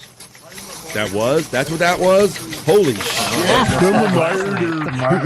I'm a martyr. You remember that? I'm a martyr. You're a fucking old, dried up sack of shit. Holy moly. They can go twice as high. Oh. Take a look. It's in the book. Wow. Rainbow. There you go, folks. Nikki's Three-lip got it. She Bob. simply says, huh? Anywhere. Friends to know and ways to grow. Just the checks in says 30. You number one. That's Barbuda. I swallow. Is that a fucking kid's book? Friends to know and ways to grow. Reading. Rainbow. Reading. Rainbow. Reading. Rainbow. I'm reading. I'm swimming. I'm a bat in the pool. Look at me go. Olivia is such a stupid name. That's right. That it is. Is that a fucking kid's book? That's right. It's a stupid name for a guy we love. That's what we like featuring in our miserable news history. So there you have it, folks. We kind of had a long extended opening chat family check-in, just hanging out and having fun, like not really kind of doing segment for segment. I even skipped the original piss break. That should have already happened like an hour ago, folks. But here's what I'm going to do. I think we're definitely going to go into Over Vibe today. So I got a new element I can show you for Over Vibe, number one. So here's my promise to you. We're going to do the piss break. And then after piss break, what do you say we come back and do Cyke Labs? What do you say we do Soulful Horoscope reading? And just for the ladies, we'll see if we can fit that in and how far we go into Over Vibe, folks. But it's that time of the day. We're going to have more fun on the other side of the piss break. So here's what we're going to do. 2.5 minutes. That was the BF Live other news or not so serious news. Let me run that so I can get my elements and my timing right. That was the Vibe other news or the Vibe not so serious news. Let me run that. Let me get back in my studio and then we'll get on with the rest of the fun. Come on.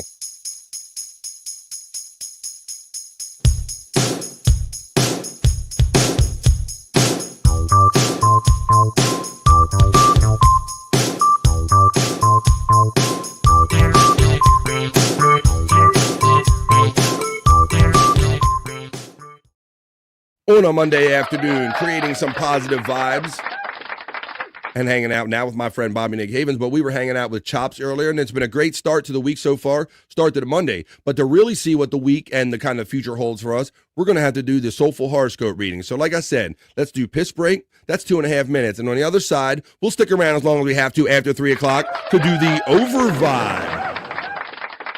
We're going to do Cyke Labs, Soulful Horoscope readings, and just for the ladies, right after this 2.5 minute piss break, y'all. This is BF Live, The Vibe 225. Come back in 2.5 minutes for a whole lot more fun. But right now, I think I need to take a piss break, y'all. I'll see you in 2.5 minutes for more fun on the other side.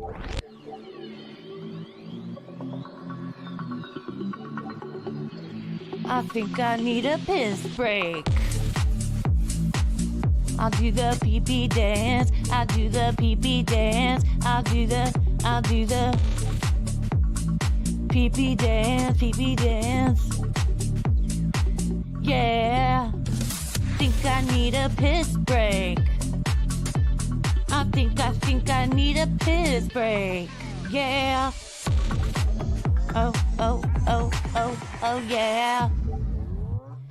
I think I need a piss break. I do the pee-pee dance. I do the pee-pee dance. Yeah. I think I need a piss break. Oh yeah. I'll do the pee-pee dance.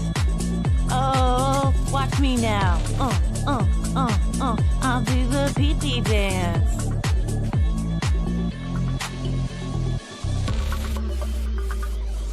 Come on, give it to me, that pee-pee break. DJ, hook it up. Drop that beat. Yeah.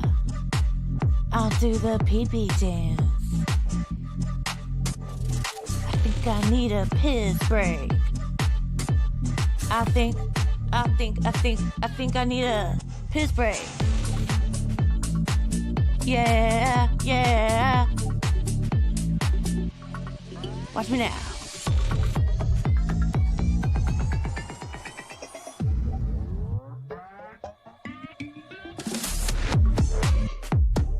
Pee-pee breakdown, pee-pee breakdown. Break it down, pee-pee, yeah.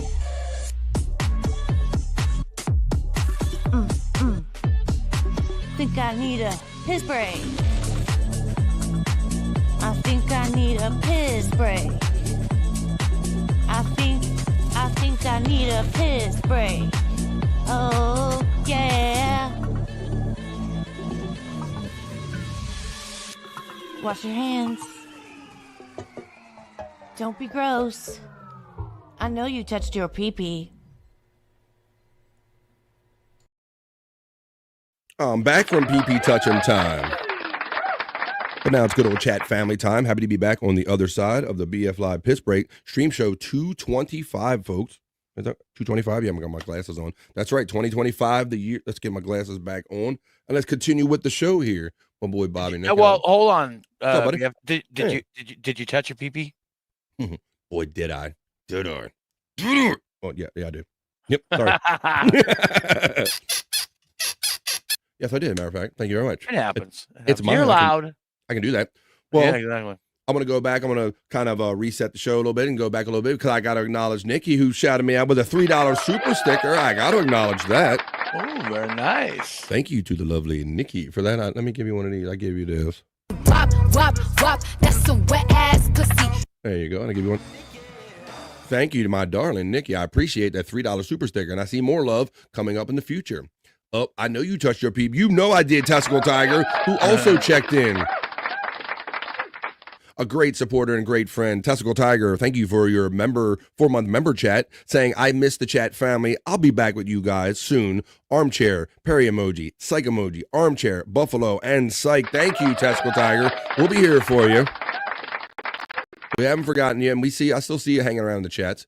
Going 24 hours today, says RBLQ, BF Live, the vibe. No, but man, what a weekend it's been, Bobby Nick. Like Perry, it all started like what was it, last Thursday or Friday, whatever day Perry jumped on, and his show turned into an unplanned 24-hour stream. Right. It went 26 hours, bro. Yeah. And then Bob Levy tried to top him. Wow. And then, I mean, he did 24 hours, so. He did. He kept it right at 24, and he was done with it. But I thought I didn't expect Tom and Perry to actually be cohorts and kind of help him go along that way and beat the record almost, right? Yeah.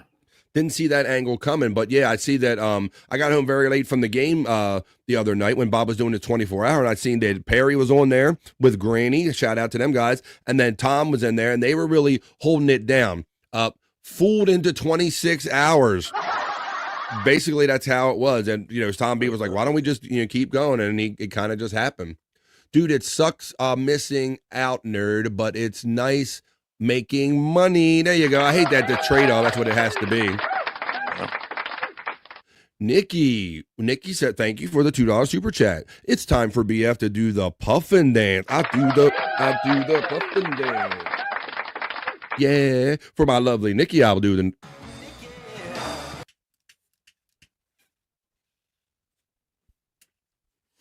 the puffin dance. I'll make up one. Thank you, Nikki. I appreciate you. Had to get that out before I could talk. Oop. Hoya Nerd from Testicle Tiger. This is my last week with BF Live. I start my job on Monday. I'm going to miss you guys. Look at all these people getting jobs. Quit your goddamn jobs, people. Jesus. What the fuck is with all these people getting the jobs? Wow. Well, I understand, nerd, but let's see how we can make it fit as we move forward. We're not doing that. Dude, it sucks. You guys, let's see, I can't have my two best ones, Testicle Tiger and Nerd. What am I going to do without my Testicle Tiger and my Nerd? Oh, my goodness. We'll make it work. Regardless of what your horoscope says, 225 will be an amazing day. Hashtag crush the Corolla. Kids, Perry emoji. Skull will be piping in with the Perry horoscope levels, star rating. Don't smuggle your gun a boot, says Jerry Lahane. Right? He got 426. Dream Man checks in. What's up, buddy? I'm still gagging on that last hit. Dream Man, how you doing? It says, Perry and Bob ruined my sleep schedule. I imagine that's why we don't have Cyke Clyde right now, because Cyke and Dawn, they work very hard. He works very hard with the videos and stuff and a lot of the content I play here. So, yeah, trying to fit sleep in around life is tricky. We missed you on Replayables this weekend, BF. Thank you, RBLQ. Yeah. Oh, you weren't there? Nah, bro, I had to go to the football game. Oh, right. Okay. I was attending my favorite team's game, so the guys were very understanding, but I do miss whenever I miss out on doing a show with you guys. Thanks, RBLQ. RBLQ, he sat in for me. Oh, did he? I'll have to go back and check that one out. Of course, Tactical Tiger says, I also miss getting high all day. That is going to be the bigger adjustment. Pay me, Bobby, and I will. Exactly, yeah. Yeah. These jobs. I live in California. I need about $700 a week to survive, says Tactical Tiger. Hedgehog says, congrats, nerd. You should have told them noon to 3 was not good for you. Good point. Hoya Blumels from Space Nerd. I know Hedgehog, right from Space Nerd. We need you. It goes off the rails without you. Oh, you're talking about, thank you. Yeah, it's funny. I don't always like being the daddy or the one that keeps it on the rails, but somebody's got to do it, I guess. Whoa. Tiffany Washington says, I got drunk, BF. Oh. Whoa. Some turd replaced BF on Replayables. Doing self-defecating humor. Did you catch Joey's stream last night? He's at war with Doom now. I was up doing show prep very late last night, and about 2 a.m. I think I saw that Joey said he was preparing to go live, Bobby Nick. Were you up at that hour? I was, but I didn't see anything. I wasn't even paying attention. I didn't look in on it, but I did see Joey in Bob Levy's chat today. He was in Perry's chat the other night, in Bob's chat the other night when Perry was on. Joey was trying to insert himself and get put on the show the other night. Oh, really? Yeah. He started out with regular chats, and then he super chatted Bob. And then he was in the show today because Tom, whatever reason, Tom was available today, and Tom B was sitting in with Bob today, voice-wise in the background, and hanging out with him. And Joe, you see, was in there doing the same thing about, hey, Tom, why didn't you get me on, or no hard feelings about not putting me on. But yeah, he was trying to mix it up with Perry. And I think Tom said he only has enough, barely has enough, bandwidth for the energy he needs for Perry, basically. Let's see. Interesting. You need to move out of Reseda, says Testicle Tiger says Skull. You got to do that too, Perry. You got to get the fuck out of there. Shut the fuck up. You got to go to Florida, man. You got to do something, bro. No, but there was a real threat that I think he's under right now. He can't move at all, Bobby Nick. I think they got like kind of martial law. They don't want people driving around and shit. Right. Yeah.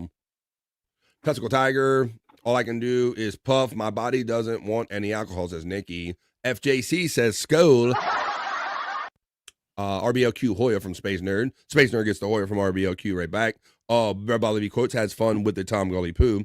Testicle Tiger says Joey said he's going to sick Mrs. C on me. It's what's so funny, Bobby Nick, is that Perry people are very defend. You know, she's obviously the head mod over there at PCL. And I saw you, Testicle Tiger, in the chat. Joey C was trying to get his way in, and people were like, "No, we don't want Joey C or any Dabbleverse shit over here on Perry." They were being quite defensive. I saw Torito saying the same thing. Right. So, yeah, some things you just don't want to mix. And they were talking about Ray, like they were trying to explain what Ray DeVito was to Tom, and so Tom was saying, so he's basically like Perry, and he's like, not really. Yeah, right. Tom B said hard pass on Joey C, and Joey C got a little butthurt about that. But I'm a little butthurt, but I understand. I respect your decision. But yeah, Joey kept trying to imply that he was a Perry, whatever that means. Yes, Dream Man. He was saying, let's get the two Perrys on the air, Bobby Nick, is what he was saying. Or words to that effect. He was like, yeah, let's get two of the guys with the same energy, two Perrys on the air. No, well, very different people. Very yes. Different. Skull says, and yeah, he was like literally, I imagine it's the same wherever he goes, but he was fighting with the chat in Bob Levy's show today for most of the morning, Bobby Nick. It's like he fights on his show, and then maybe he wants to just go and hang out, but as soon as he starts talking and saying that he wants to come on shows, people jump on him, and he ends up fighting in the chats too, so I saw the fighting chats going on. Yeah. Joey C blocked me for asking a question. FJC says, Sko. TT. You got her, hun, says Stephanie Washington. Testicle Tiger from Dream Man. FJC, he's a lunatic, says Space Nerd. Testicle Tiger, I know that was a joke. FJC, FTG, FKB, and FBR. Who's the last one? We got Joey C, Tom Gully, Kevin Brennan, BR. Yeah, I don't know. You're not getting it either. I don't live in Reseda. I live somewhere equally bad, but not Reseda. Testicle Tiger lives in a much better part of Cali. Oh, Barry Ribs. Oh, okay. There you go. All right. Crazy. He's so like, I don't even give enough Fs to even give a F about him or tell him to F off. We have no desire to bring any of that bullshit into the PCL universe. And Testicle Tiger, I was doing show prep today, and I saw Tom was getting like more hate than like Bob or Perry does in the chat today, Bobby Nick. Tom was getting a lot of hate. Tom B, really? Not Tom Gully. Yeah. There were people in there, and I saw them like they were throwing out little snide remarks and accusing Tom of talking bad about Gina, but it was all done in the context of the show, and Bob knew the context, but they were trying to make a mountain out of a molehill, and then it ultimately had to be blocked. And I saw what was going on in the chat today. Yeah. Joey C as a Perry, he blew a guy in 1992. You think he's going to want to claim that part there, Skull? Yeah, okay, I can match him. I blew a guy too. Yeah, I did that too. FJC says Dream Man, who's Perry Caravello chat family. Barry Ribs, thank you for clearing that up. F Barry Ribs. Ribs, LOL. I don't even give him no fuck enough about him to F him. Testicle Tiger, give him the clueless whatever with the W fingers. Whatever. Not to toot my own horn, says Testicle Tiger, but I could definitely take that bitch down. I'm just saying. Oh, and I'm sure whatever. It's so stupid, Testicle Tiger, that we're even talking about this. But she's a tiny little thing. She ain't nothing but a little fidget. I met her in person. I'd like bend down and take a picture with her, Bobby Nick. Oh, really? Mrs. C? Yeah, she's so tiny. She's a cute, nice little thing. They were both very nice to me in person. Good question, Stacy from Brian Kowalczyk. R.I.P. Barry Ribs from Birchnake. No doubt you can mess with the Mogwai up with Testicle Tiger. Congrats, Space Nerd, on the job thing. FBL and PCL for life. Wait, F Bob Levy. Wait a minute. You can't say that. Let me say. JFK Headchunk says, if you gave Joey C $1 million today, he'd be broke on Friday, says JFK Headchunk. He could be. So yeah, he was trying to mix it up. He was trying to get involved with things. Testicle Tiger says it's just one guy who spends 5 hours creating alternate accounts just to harass Tom. Okay, he was doing it during Bob's 24-hour stream, and he was doing it during Perry's 24-hour stream. The dude has no life. Yeah, I was kind of sitting in the background, and I saw you handling it, Testicle Tiger. I would have been in there with you, like trying to kick a mofo out. Yeah, there's a few dudes like that have no life and just create multiple accounts just to harass people. They're fucked in the head. I don't understand that at all. Yeah, I was really like taken aback. I say, Stacey Allen, he is alive under a bridge someplace. What are they talking about in there? Stacey Allen was talking about somebody. Okay. All right. Well, let's get on to kind of what we were kind of in the middle of. What were we going to do? Oh, I said that we were going to come back from the piss break and we got to do, I got to find it and we have to do, where's it at? We got to do Cyke Labs. Cyke.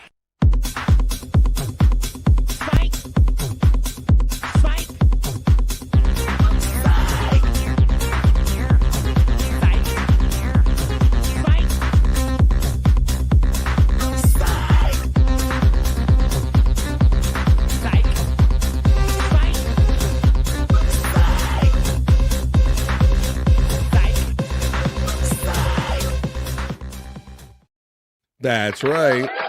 He is Cyke. He is my bro, and he is the one that contributes to the miserable news history moment because he had recorded that many years ago. So thank you, Cyke, for providing that. And Cyke is about to provide all the content in this segment called Cyke Labs. And I'll remind you, as always, that Cyke Labs YouTube link is running throughout the entirety right here of BF Live.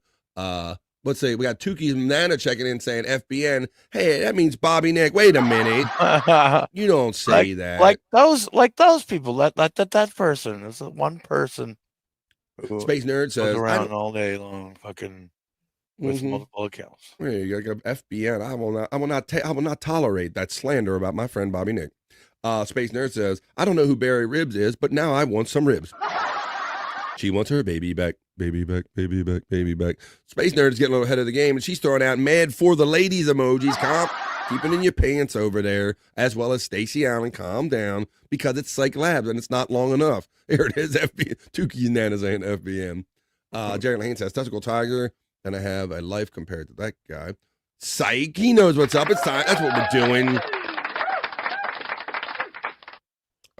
Like his whole day is planned around trying to make Tom look bad, and I don't get it. Yeah, and then it makes him ends up making himself look like a funny dumb fuck. Let's see.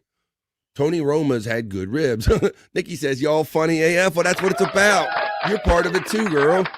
If you think that's funny, watch when I show you. We create a vibe together, girl. We are funny together. Let's do this.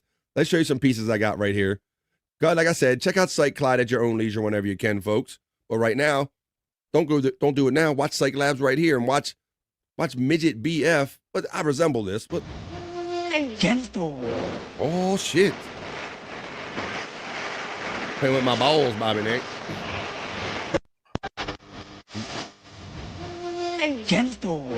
Oh. Finish him. Okay. Got them moves. Playing with my balls. Gentle. Oh, there's a little midget BF right there. It's mini me. I love you. To complete me. Would you like a hot pocket? No. No. No. Let's see. Mods, put the link to Cyke Labs in the chat. It should be running the entire time because I got a bot. Right. But if there's a mod out there that wants to do it, you're welcome to it. Is it wrong to laugh? No, it's only right to laugh. We're all going to hell together there, so don't worry, Nikki. You'll have good company when we all go to hell for laughing at small people and maybe stuff like this next thing I'm going to show you. Okay, well, that was a version of me, but here's another version of me. It's maybe a little more palatable to everybody. Let's enjoy this. This is me. My home footage. People seem to like this one. This is BF, the Guacamole Kid. Wait, so you don't like avocado? Yeah, but is it made out of guacamole? Oh, right now? Guacamole is made from avocado. Yeah, but is it made like that right now? Oh, you want me to make guacamole? Yeah, is it made right now? Yeah, I can make it. No, but is it made right now? Is the Graham made it? The what? Guacamole. Oh, no, it's not made right now, but I can make it. Okay, then when you're done, we're going to kill hot chest. Whenever you're done your podcast, well, I'll be done my podcast. Maybe when I go done with my overvibe little me right there from the twisted mind of Cyke Labs. Like that one? That's a good one. All right. How about, we're not done with the baby videos here because Cyke Clyde, he managed to wrangle up all of our baby videos, and he's got Bob Levy too. Here's a little Bob Levy video from when he was a baby. Let's see who's the cuter baby, me or Guacamole Kid or Bob eating meat, whatever the fuck this is. Bob using this turkey. Bob, let me unmute. I was a big one. Bob was a a big one. That's what she's. Yeah, Bob was a big one. He was even Levy Grande when he was a baby. Here with the sound this time.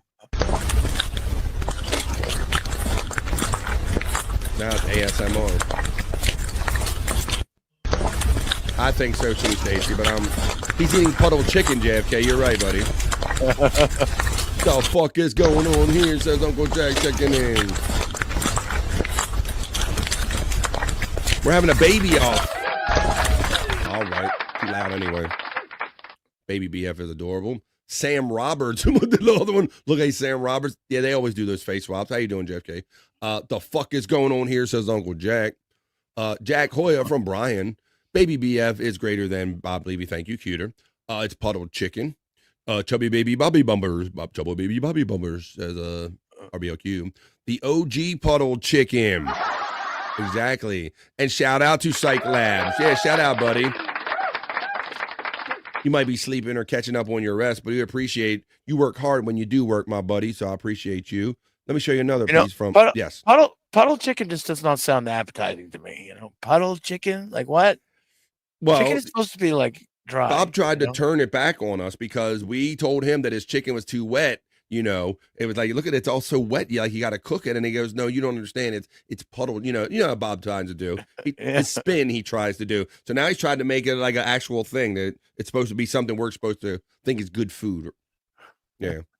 I don't know, but I do know that Cyke Labs is pretty talented. We had all the F this ones and the F that one going around. So I will reiterate the FTG one more time, and I'll show you something that Cyke Clyde made in that spirit right there. This is Tanya Gully's going to sing a little song, a little musical interlude from the twisted mind of Cyke Labs. It's Tanya Gully. I'm So Sorry song. Sick gossip train. Hop aboard, but close your eyes. Otherwise, you'll realize that the train is made of lies. Sounds like Jeff Goldblum a little bit to me. Not the person, but just vibes. That engine just closer to bye, but hen. Mostly a dick.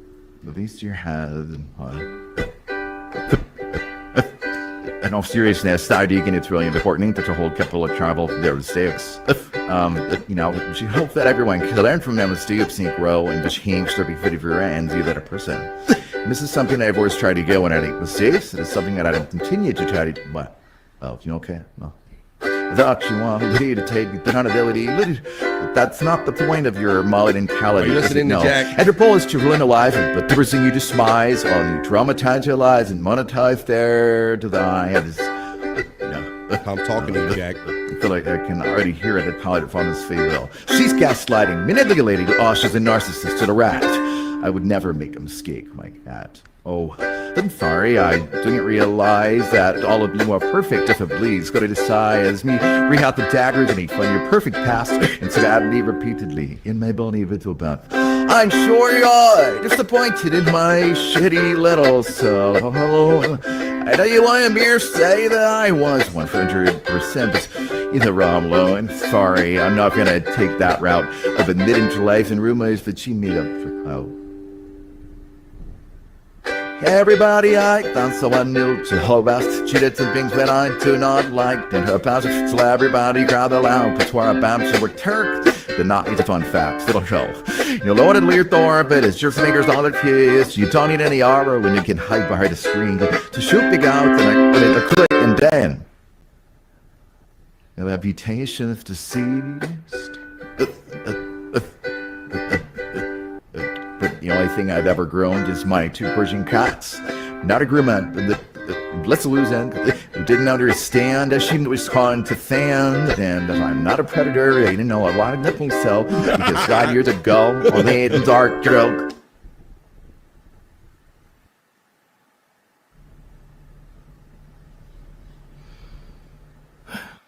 There you go. You're not wrong, Martini Steve. 10 seconds probably would have been enough, but 2 minutes is even better when I'm bragging about my friend Cyke Clyde. Yeah, and plus, it really, Bob, I think I agree with that sentiment, what he's saying, but you do get the full Tom Gully cringe factor when you like play the whole thing, but you kind of have to sit there and kind of put up with it. It's much like watching Tom Gully. You kind of just got to sit there and just put up with it. Put up with it, yeah. That's what it was. So there you go. That's the essence of it, Martini Steve. And you can blame Cyke Clyde for that, or you can thank Cyke Clyde. All right. Well, matter of fact, I got one more piece of stuff, and here's the latest piece of great content from the twisted mind of Cyke Lab, folks. I'm going to remind you one more time, when you're not here enjoying this on BF Live, Cyke Lab's content segment, go to Cyke Labs. When you see his link, go by in my chat. Hook a brother up with a like, share, subscribe, and watch all of this great content 24/7 at your leisure when you want to, folks. All right, let's do this. Hello, goodbye, says Terry Nee checking in. Hello, it's me. Mr. Bird is leaving already? I thought about it for a long, long time. I think he's being sarcastic. Maybe he's just getting here. But anyway, welcome, hello, goodbye, whatever it is. Here you go, the last piece of content I have for Cyke Labs. Then we're going to do Soulful Horoscope readings, and then we're going to go into Over Vibe, and we're going to do Just for the Ladies. That's how it's going to go. Here you go, from the twisted mind of Cyke Labs. Here is Bob Levy flying in a jet. 2, 1, go! All the way around. Available. Looking for the recovery gate and boom, right through the gate. 3, 2, 1, go. All the way around. Available. Looking for the recovery gate and boom, right through the gate. 3. There you go. Bob done everything. He's been a wrestler.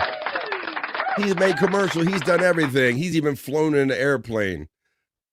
There you go. At least he has, according to Cyke Labs. Cyke.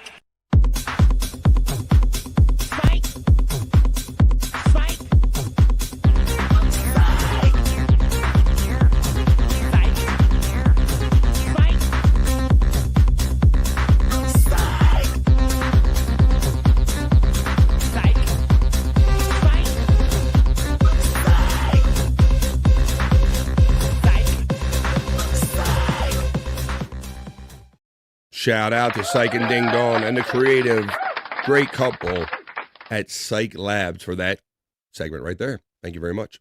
There's the Nightbot running. It's running the T-Public for Space Chief 75. It is also the Space Nerd. Okay, calm down. Wait a minute. Trying to let you know what the Nightbots are doing. It's running a 100 Proof Podcasting link. I want to do that. Oh, you want to do the plane flip? Miranda Sings have been canceled since 23. Why would he choose that song? She is a pedophile. Exact.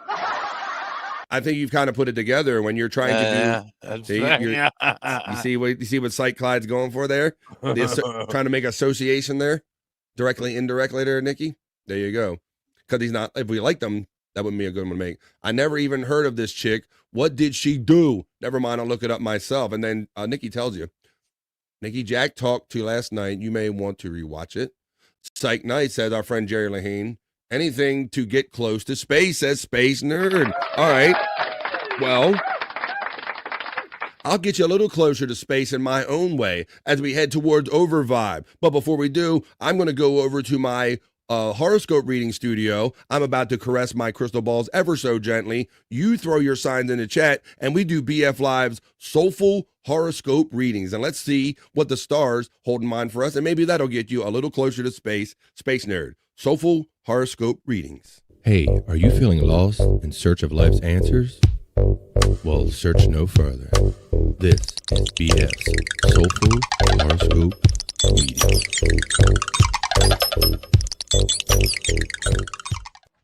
Let's do them, folks. I love doing the show in any way or form that it comes to us, as long as I'm hanging out with the chat family for at least 3 hours or more every day. And we're going to do more today because it is 2:58 where I'm coming to you from. That means it's 2 minutes before we get into official Over Vibe, folks. As a matter of fact, let me do that. I think we're definitely going to go there, Bobby Nick. So let me take care of some business real quick before we go. It's happening. Let's do this.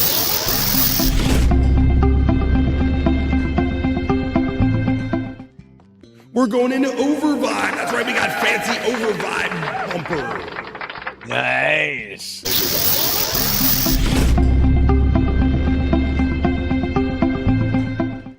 That's right. Unnecessary echo. We'll officially be in the overdrive in the middle of this segment. So let me go up to where I see the first horoscopes coming out. We got Cyke Nice. We got TG. We have, what is Capricorn? I'm glad you put that up there because I can't make all those tiny emojis out. So the music's set. The mood's all set. The day is right. It's Monday, folks. What is it? It's January 13th. It's Monday the 13th, not Friday the 13th. So I hope that does a little something different for you. Let me get up here. Let me go. I'm going to caress my balls ever so gently, and I'm going to go to Capricorn. This is for Donkey Kongington. I believe Deadpool is one of our Capricorns. So this is for you guys. Let's see, Capricorn. It says, is that music too loud, Bobby? Is my porn music too loud? No. Thanks. That's fine to me. All right. We'll make sure I got the great mix. All right. Here we go, Capricorn. Today is a 7 out of 10, Capricorn. Make adjustments together over 2 weeks. Collaborate for shared commitments around changes after tonight's full moon. Another full moon. We're going to have to tell Bob. Adapt for solutions. And it says that love provides foundational strength. Love can build a bridge. Thank you, Deadpool. And thank you, Donkey Kongington. Let's see. That's for your Capricorns. Thanks, Stephanie Washington. Donkey says Hoya. Donkey getting the bones up from Matt. Leo on the cusp of Virgo. You're trying to be like a man. I got one double dipper, but I'll be glad to read these for my friend Space Nerd. Leo. Whoa. Space Nerd, let me know how you feel about this because it says today is a 6 out of 10. So I hope you're having a better day than that. It says review your priorities privately, Leo. This full moon illuminates the dawn of a 2-week introspective phase. Process your transitions, adapt around your changes, consider the past and the future. Boy, it sounds like it's all right there, nerd. You're telling us that you're going to start a new job. You got some new stuff going on. You might not be able to be with us, but it seems like it's all right there. Review your priorities privately because the full moon illuminates the dawn of a 2-week introspective phase. So you got to really think about this. And you're going through, process your transitions, adapt around your changes, and have a great time, Space Nerd. Matt says Pisces, please. You got it, buddy. This is for my friend Matt and all of our other Pisces friends joining us today. Matt, I will let you know that Pisces at the 7. Let me rub my balls. Not because I need to, just because I want Matt to put together the idea of me rubbing my balls while I'm reading his horoscope. All right, Matt, here you go. I rub my balls and I'm reading it for you. Matt, today is a 7 out of 10. Express your heart, Pisces, your imagination, and your artistry. Tonight's full moon shines on a transition. What kind of what are we talking about here? Hello, Frisco. Adapt directions with a romance, passion, or creative endeavor. And shift your perspective, Pisces. All right, well, there you go. I hope you have a great rest of your day there, Matt, and all of our Pisces friends. The Chunkster checks in with his 4-month membership. Thanks you, Chunkster. Appreciate that.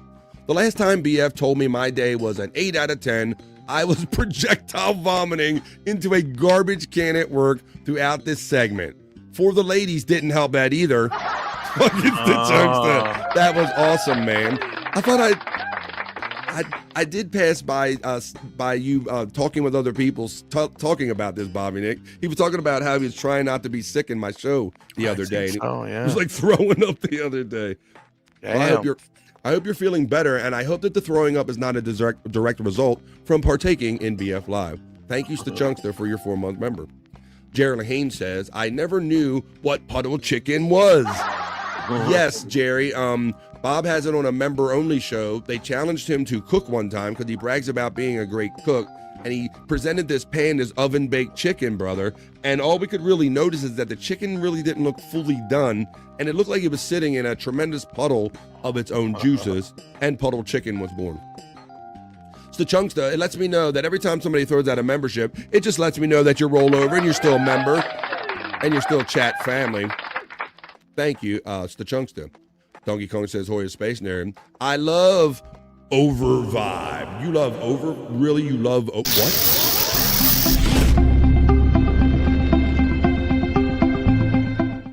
We're officially into over vibe. Matt getting the love from Donkey Kongington. Tiny Tim, he was like, tiptoe through the Tom Gully. Yeah, somebody said it was Tiny Tom Gully or Tiny Tim Tom Gully or something like that. I thought that was good. Happy belated to Donkey Kong. Whoop, me, Deadful, Donkey Kongington, and Big Kahuna. Come on, is it all the birthdays? Is it really though? Is Testicle Tiger still in the chat? Put your hand up if you're still in the chat. First of all, let me throw this out there real quick since we're acknowledging all those birthdays. I think they all said they were birthdays. So for all of those guys, you know what I say. Happy birthday. Happy birthday to you. Happy birthday. Happy birthday. Happy birthday to you. Happy birthday to all them fools. Oh. Ooh, Terry Nee says it's Monday, huh? Monday. Oh, it's Monday. I thought he said somebody was going to have like a case of the Mondays or something like that.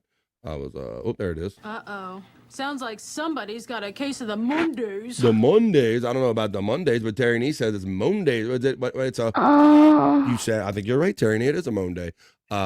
Happy day, donks. It's not his thing, Donkey Kongton. Scorpio, please, says the lovely Stacey Allen.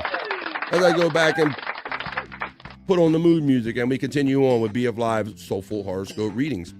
So let's do that. This is for my friend Stacey Allen and all the Scorpios joining us today.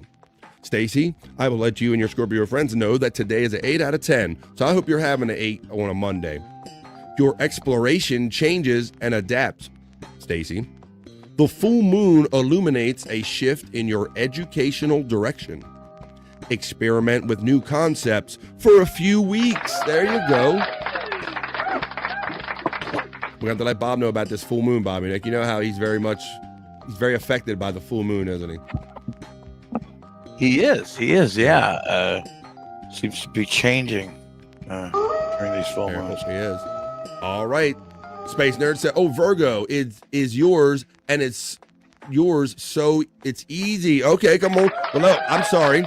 I forgot to read the one on the cusp, so I'll read the Virgo for myself now. Today is a 7 out of 10. I like to always say I'm having a 10 out of a 10 until my day shows me otherwise. It says that one social door closes and another opens. Well, that sounds interesting considering kind of what I do. So let me do what the at least they're knocking first. Oh, there it goes right there. It says, under this full moon, of course, adapt with the community and team changes for 2 weeks. Oh, because my team's going to be changing because I got my people going to be doing work and stuff. I got to adapt to my community and team changes. I got to share appreciation and salutations. Well, thank you to Space Nerd for always being one of my biggest, greatest supporters. Thank you, Testicle Tiger, for being one of my biggest, greatest supporters as well. And going back to work, I just want to make sure I appreciate you while you're in my chat today. That's kind of why I was asking about Testicle Tiger, because Bobby Nick, if she's still here, tomorrow is Testicle Tiger's birthday. Oh, shit, no way. Yeah, I've been hearing about it in the PCL chats and other chats. So in case you're not around tomorrow, Testicle Tiger, I want to acknowledge my great friend and supporter from PCL family and chat family, Testicle Tiger. Happy birthday coming up Tuesday. Thank you very much. Let's see what we got. We got that. I think my day is an 8 out of 10 right now, says Space Nerd. We got Donkey saying, oh, shit. It would be higher than 8 if I didn't feel crummy. Donkey says, I'm rubbing my balls too. But you're not doing this bit. Well, you just do what you do then. Space Nerd. There you go. We got the love going on. The Chunkster was blowing chunks, exactly. The Chunkster was like living up to his name, wasn't he? Well, he was like, yep, he was. There you go. Poor the Chunkster, the Space Nerd. Terry Nee says, I was just in Hershey. Figured I'd go look for Cyke since he tends to get lost there. In Hershey? Let's see. Space Nerd, Crummy, how am I? Crummy, up. Let's see. I would be more fucked up than a nine-eyed football bat if I had some good reefer. Goodfellas, Pesci. Birthday lady can't eat corn on the cob, I guess. Oh, this is fucked up. YouTube won't even let me call Jerry a cracker now. Try to spell it with some stars and see if it lets you do it, Donkey Kongington. Because, yeah, I don't block anything. Tell me the square root of the universe. What do we got? All right. How about any more signs out there? We kind of read mine. I'm going to read my friend Bobby Nick Havens because Sagittarius It's really Sagittarius here. It's not a sign. That's right. But it should be, and it is right here on BF Live. So, Bob, this is for you, my friend, and all the Sagittarius out here. Today is an 8 out of 10, so I hope you're having a great day, buddy. Not Collaborate. Yes. Sorry. Say trying. Is that what you say? I'm sorry. No, I said not too bad. It's not too bad. Not too bad day. Good. Well, So your horoscope says, let me rub my balls. Collaborate for financial growth over the next 2 weeks following tonight's full moon. It says to shift directions for changing conditions and deepen your bonds by pooling together. Yeah. All right. Well, this is the last call, folks. Did I get everybody? I even got mine today because of the lovely Nikki and Space Nerd telling me to. Did I get everybody? No, you wouldn't. I would go to Mars if they needed a volunteer, even if it was one way. Wow. Because Space Nerd, I've been curious. Crazy. I've been curious to go up Bobby Nick, but I want to come back, bro. I'm not that I'm not that person. I wouldn't want to go. Nope. Thank you, Brian. I'm not that type. Yeah. Thank you, Brian Kowalczyk. Yeah, you don't even like flying, so you definitely ain't fucking with space. No. This is for my friend Brian Kowalczyk checking in with the last minute for Gemini. So this is for Brian Kowalczyk and all of my Gemini friends. Today is a 7 out of 10, Brian Kowalczyk. I hope that's the day you're kind of having, buddy. It says, make a shift around income and finances. Discover profitable opportunities in new directions under this Cancer full moon. Redirect your attention towards fresh potential. There you go. There's Gemini. Oh, Space Nerd, she says she totally would go. Articulate John checks in and says, I've been telling Bobby we need to deepen our bond. You need to deepen your bond. Is that for me or you? For you. I don't know. I'm not sure. I'm not sure. You're more often than Bobby, but I got deep butt cheeks. Maybe that'll help you deepen a bond. I don't know. It could. Good, you totally wouldn't. Let's see. All right. Well, I think with that, I don't see no more out there. So we are officially in over vibe, right? So why don't we get on with the rest of the over vibe right here? We're going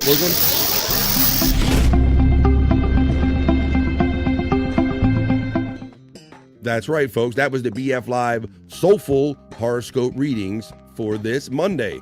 Let's get on with it. Hey, are you feeling lost in search of life's answers? Well, search no further. This is BF's Soulful horoscope reading.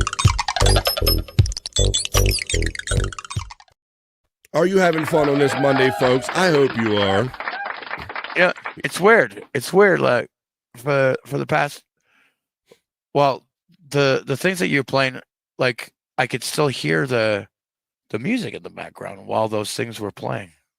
Yeah, I was trying to, have multitasking through this. I was actually trying to go shut off one while others playing. So yeah, there was some overlap in there, buddy.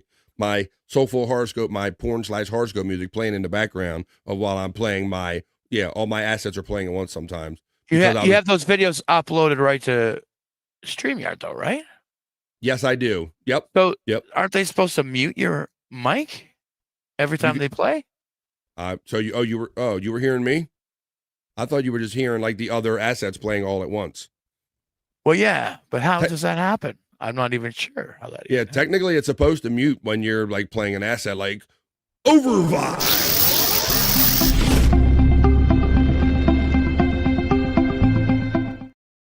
There you go. It muted my mic that time. And we are well into the Overvibe. It is 13 minutes into hour number 4 of what is supposed to be a 3-hour show. But I love you guys so much, and you support me so much. Plus, when the show's going well, I just like to stay and hang around with you guys. So the last thing I will do, so my ladies, basically just so they can't say that I overlooked them or abused them or misused them in any way, I don't hear any guff from my ladies, is I'm about to do this segment. You know what it is, folks. It's not for me. It's not for Bobby Nick or you guys. This last segment is just for my ladies. Slow down and real.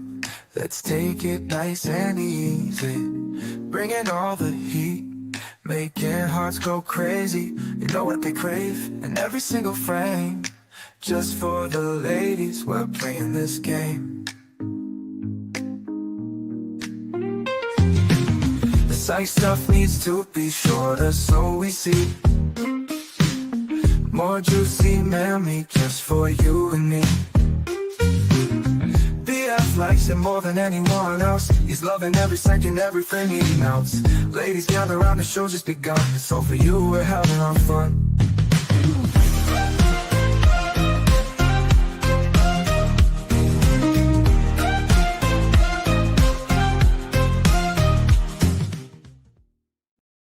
Here we go, folks. That's right.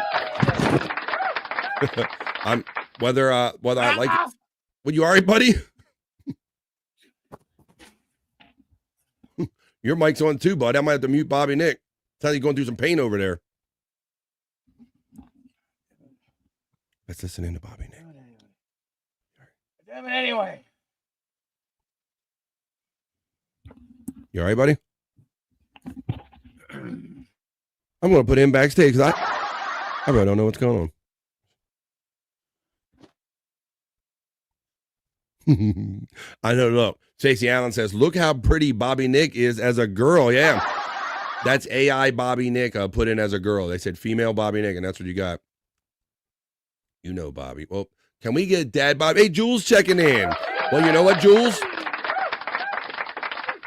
Hey, there's Bobby Nick back. How you doing, Bobby? Hey, yeah, I'm okay. I just I don't know what the hell. I just started having a real bad panic attack. It's weird. Oh, okay, buddy, because your mic is still on. Man.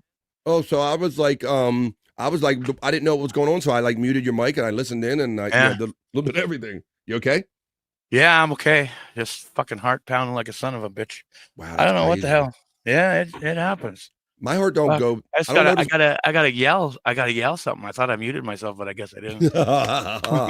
No, you did not. You came out there a little bit, but I was feeling a little off yesterday, Bobby. Like feeling like not myself, like on edge or something. Yeah, like you said, like almost pre-panic attack or something. But I didn't quite do that. Yeah, but I felt like it. I even told my wife I was feeling off. That so much so that I mentioned it. That's how off I was feeling.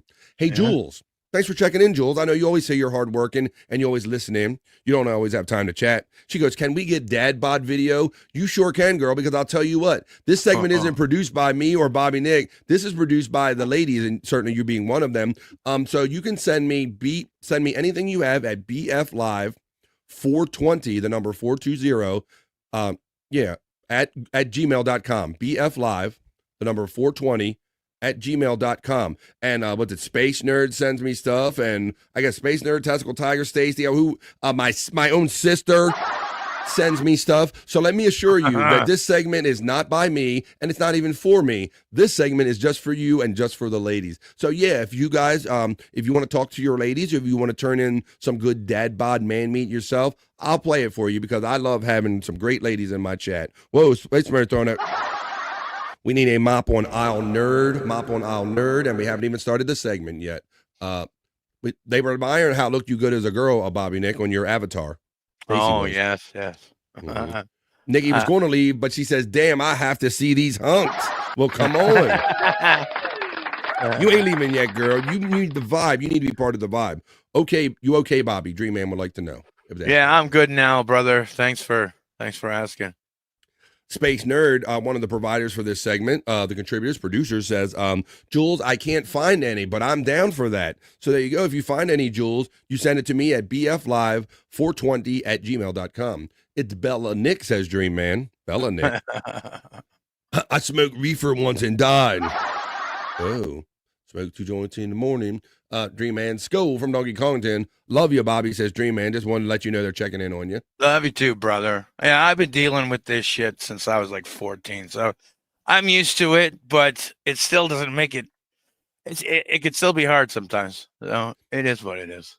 And it's tough, especially considering what we do. You're always got to be your kind of put on, kind of on camera, kind of pressure cooker kind of situation. So that doesn't always help either. No. And Stacey Allen says, hang in there, Bobby Nick. We need you, man. We love you, man. Yeah, I ain't going nowhere. Fuck that. It doesn't matter. Dream Man gives the bones up, love to Donkey Kongton. Dream Man gives the love to Space Nerd and says, good morning. Jules says, yay, that's right. There you go. You can tune him in, do whatever you want. Carrie Nee says, I'm always a little off, and that's why you fit in perfect around here. That's right. Skull says, I love all the dad bod appreciation. They just can't find none of it on the internet. All right, well, let me get on. Come on, guys, step it up. Okay, well, that's your Skull. I'm a dad bod girl. These are just fun to look at. All right, well, if you want something fun to look at, Here you go. This is just for the ladies right here. Let me find your first piece of content. I was literally getting content sent to my box during this live show, Bobby Nick. Really? That's how serious the women are about making sure I never run out of content. That's not for me or you, Bobby Nick. This content coming up is just for the ladies. Here you go, ladies. Here's your first piece. They're a little thirsty. They're a little thirsty. Thirsty trap. Get your mops ready. BF,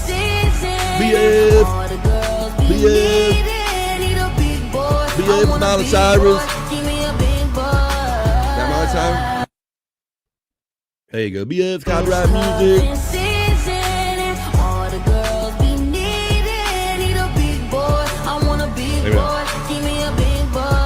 There you go, ladies. There's your first piece. Your first piece of man meat. Since me and Chris Abels and Bobby Nick and Scott, we're not good enough, I guess. Let's see. Happy National Potato Week, Donkey Kongton always reminds us.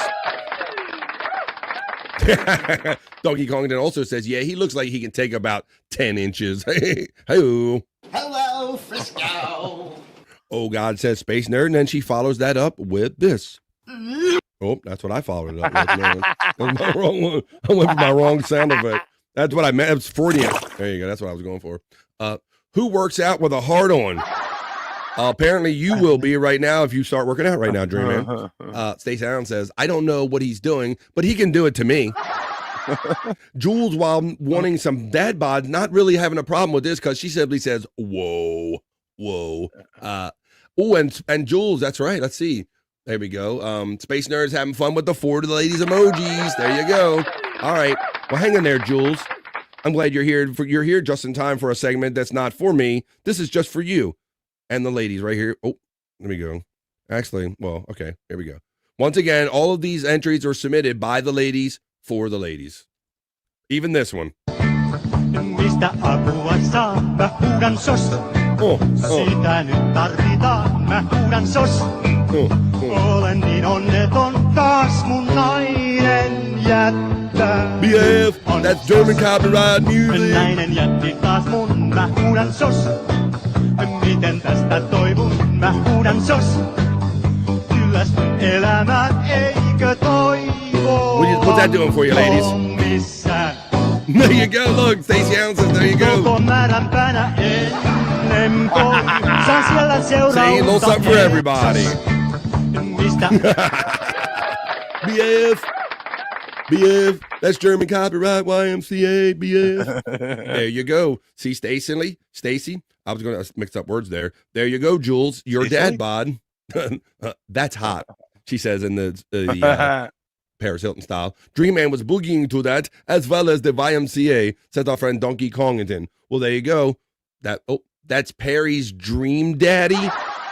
Is that so? It's like, shut the fuck up. I didn't say it. Scold's in here chat talking shit about you, bro. But it figures that Perry's here doing a segment. It's not for me and it's not for you. This is just for Perry. Shut the fuck up. And it's definitely just for the ladies. Here comes your next piece.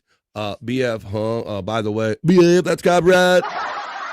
That's right. Lovely entry. Thanks, whoever sent that one in. You guys are nuts. Here we go. All right. Well, I know that this one's a big hit too. I guess we're back to the regular non-dad bods, but this isn't for me anyway. Hell, I don't even look or enjoy this. And I don't light scented candles or wear a robe or slippers or anything when I'm setting up or producing this segment because this segment's just for the ladies.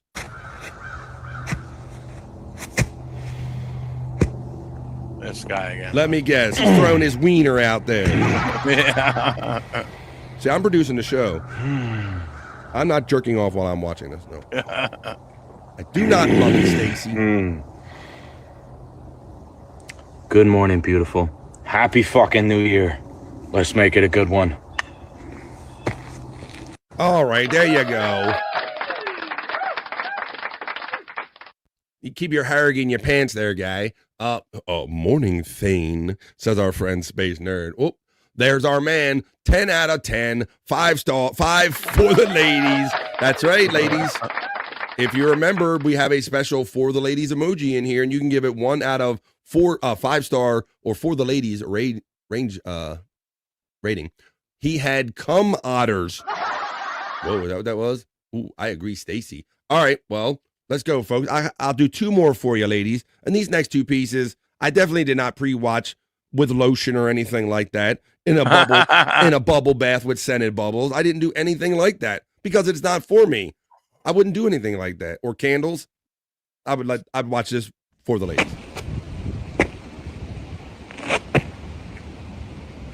Again. From another angle. From another angle. Yeah. He is staying in 10 out of 10. Not looking. Producing show. Good night, gorgeous. I hope you had a lucky day. Sweet dreams. Oh, Wait a minute. Is that minute. this guy's trick? What He about? comes in from one angle for the good morning, and then he has the other angle for good night. Okay, we're going to keep track of that, Bobby. Yeah, I think so. I'm not paying attention, but what I am paying attention to is that Space Nerd says, at Stacey Allen, thank replies to the ladies in his Instagram chat. Oh, there you go. There you go. They thank replies to the ladies. Okay. Oh my God, twice. 2 of Thane today. I feel like it's my birthday. There you go. Buy longer pants, dude. Space Nerd is bricked up. Well, I'm glad you're enjoying this. Okay, as promised, ladies, one more piece of content.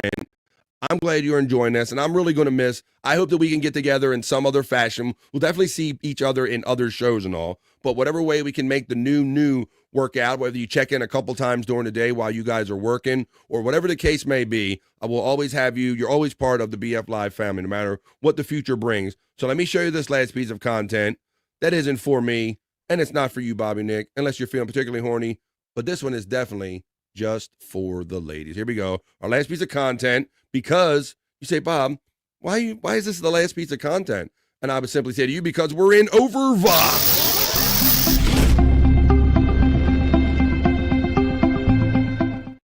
So let's go. Here's your last piece of content in Overvibe. This is just for the ladies. Here you go. And then we're going to come back. We're going to do our plugs. We'll let you know where you can find us later. And we're going to ease on down the road. Here you go, ladies. One last piece. Let me unmute it, I guess. There we go. BS. Just go get in trouble, son. Not true, Donkey Kong, baby. BS. Oh my God, I didn't realize how right that was. Bobby Nick, Space Nerd is taking a whole nother meaning out of Overvibe right now. Holy shit. I need to mop on all nerd again. Yep.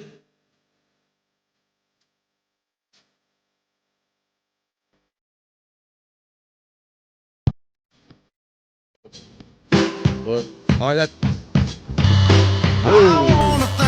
all right, that's enough of that. Oh, I can hear. Damn it. Nerd, you left your vibrator on.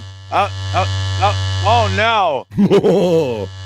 Oh, can a fella get some drippings? Ew, damn. Keep submitting, Space Nerd. You fucking sim, says Donkey Kongton. Terry says, thank God I'm driving. Sure you are, Terry. I don't know. Is that what you call jerking off nowadays? You call it driving? Whatever you call it. All right. Jules is throwing out the heart, so she's right back in it. She's in the flow. She's loving it. Jumping in on BF Live. Stacey Allen, there will be a flood later. Ooh, Bobby Nick, what the fuck is? I told you we need to mop. We need to mop on aisle Nerd and aisle Stacey. Holy shit. Let's see. Better not be getting bricked, ladies. Oh, Chunk checks in. They are getting bricked. Yeah, Chunk. They figured out how to get bricked when they're just the ladies segment. Just for ladies. He's cute, but he loses points because he looks short. Ooh, says Stacy. Oh. I didn't know you were an IG simp, Space Nerd. Requirement. Yeah, exactly. Like, wait a minute, like this one. Yeah. He needs help with that moisturizer, says Space Nerd. For really, though? I bet you do want to help. Oh, the hike test. Oh, shit, says Space Nerd. And we're down to the Nightbot, folks. All right. Well, I hope you enjoyed that. Let's finish up the show. And let's do like I said, because that segment wasn't for me. And that wasn't for Bobby Nick or any of you crazy guys. Definitely wasn't for me. All right. Don't you have to protest so much, but that definitely was just for the ladies. Slow down and real. Let's take it nice and easy. Bringing all the heat. Making hearts go crazy. You know what they crave in every single frame. Just for the ladies, we're playing this game. The Cyke stuff needs to be shorter so we see more juicy memory just for you and me. BF likes it more than anyone else. He's loving every second, every frame he melts. Ladies gather around, the show's just begun. So for you, we're having our fun.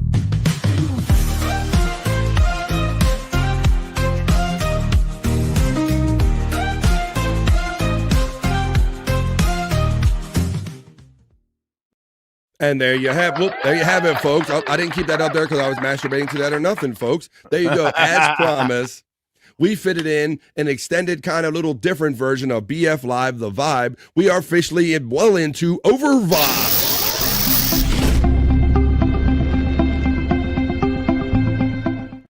Thank you, everybody.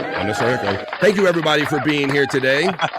There you go, folks. What we did, 3.5 hours of live original content that I hope you enjoyed. Thank you, Nikki, and for everyone that helped me with the memberships today. Let me go in here and acknowledge all these super chats real quickly. All the ones that I'm going to acknowledge Nikki for the 1 gifted membership, and then another one, and then a $2 super chat, and then my sister coming through with the $2 super chat, and Dang Lizard coming through with the €2 super chat, and then Nikki hit me with the $3 super sticker, and then Testicle Tiger saying hello for 4-month membership, and then Nikki hit me with another 2, and Sachunkster coming through with his 4-month, and all the fun and the memberships.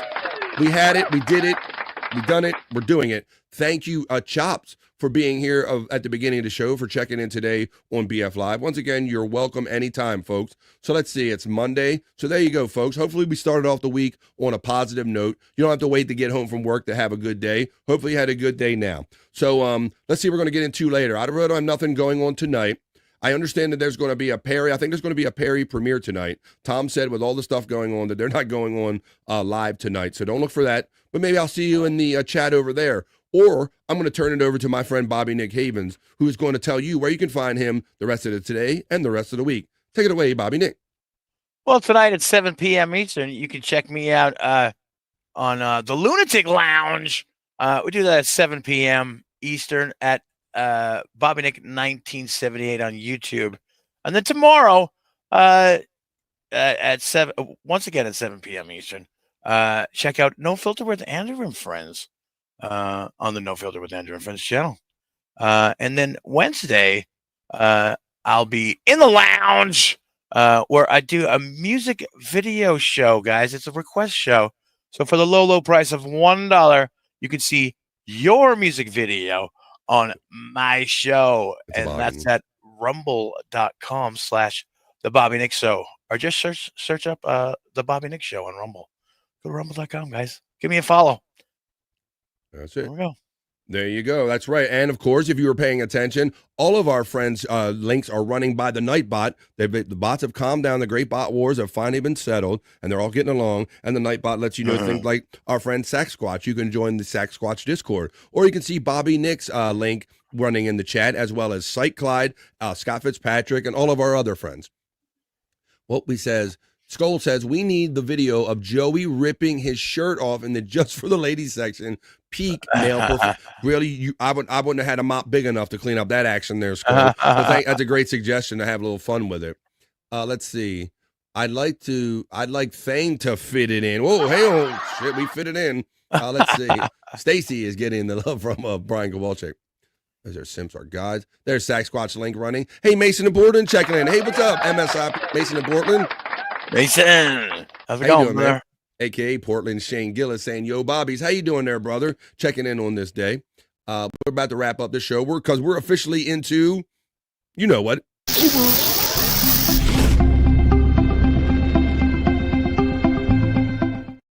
Thanks for hopping in and have a great rest of your week. Whoa, Brian Kowalczyk slides in with the last most generous 5 gifted. BF All Live, right. the vibe, increasing the vibe. Thank you for the good vibes, Brian Kowalczyk. You scooped Hell up yeah. Brother JP. Brother JP. You scooped up Husey Entertainment. Whoa. Stone Quintanilla, you got, hey, Stone, Dixie Babe, and PSP, Peter Sky Parker. Ooh, Skull reminds me that Tom did mention this, that this is going back. They show some shows that have never been shown on YouTube at all. And this might be one of them. The MC Scammer stream. And Tom B promises that the outfit was outrageously funny and they were really going to enjoy it. So tune in, like I think it's regular time tonight, 5 Pacific, 8 o'clock East, and look for the premiere of Perry Caravello Live, the MC Scammer stream, showing you some classic stuff. Brian Kowalczyk says, thanks, fellas. Nick, as always, great. Chops, it's a great ad. Thank you, man. Chops is, Chops has quickly fit in to BF Live, and he was nice enough to reach out to me yesterday and say, hey, BF, I've been busy during the week, but if you got some time and a link, I'll hang out with you today. So thanks for joining us, Chops. I enjoy having him, too. Have someone tell me how beautiful I am, Donkey Kongington. That's all I need. Ooh, there you go. That's all Space Nerd needs. Thank you, BF Live. The vibe, as always, says the lovely Space Nerd. Take care, Bobby Nick, from the lovely Space Nerd. Take care, nerd. Nerd. The lovely Stacy Allen swoops in with the last minute and the over vibe with a most generous, colorful $5 super chat and says, thanks for always taking care of the ladies, BF. Yeah. Well, that is what I'm known for. Hey, if you got to be known for something, you want to be known for taking good care of the ladies. So thank you for taking care of me, Stacey Allen. You know I appreciate you, and I already see the new content coming into my inbox. Dream Man says, always a great show, and I say thank you, man. You humble me. Nice catches, and when you're a member, thank you, Brian Kowalczyk, for your 5 generous memberships. Donkey is throwing is that an egg or a potato? He's throwing the egg up. Space Nerd says, take care of the chat family and love you all. Well, there you go. I don't think I could think of a better way to end such a great, fun show today. So, there you go, Donkey Kongton. So, for my friend Space Nerd and Testicle Tiger and everybody in the chat and everybody that gave to me today, thank you all, because this is a dream, and it's a dream, it's a vibe, and we're keeping it alive together.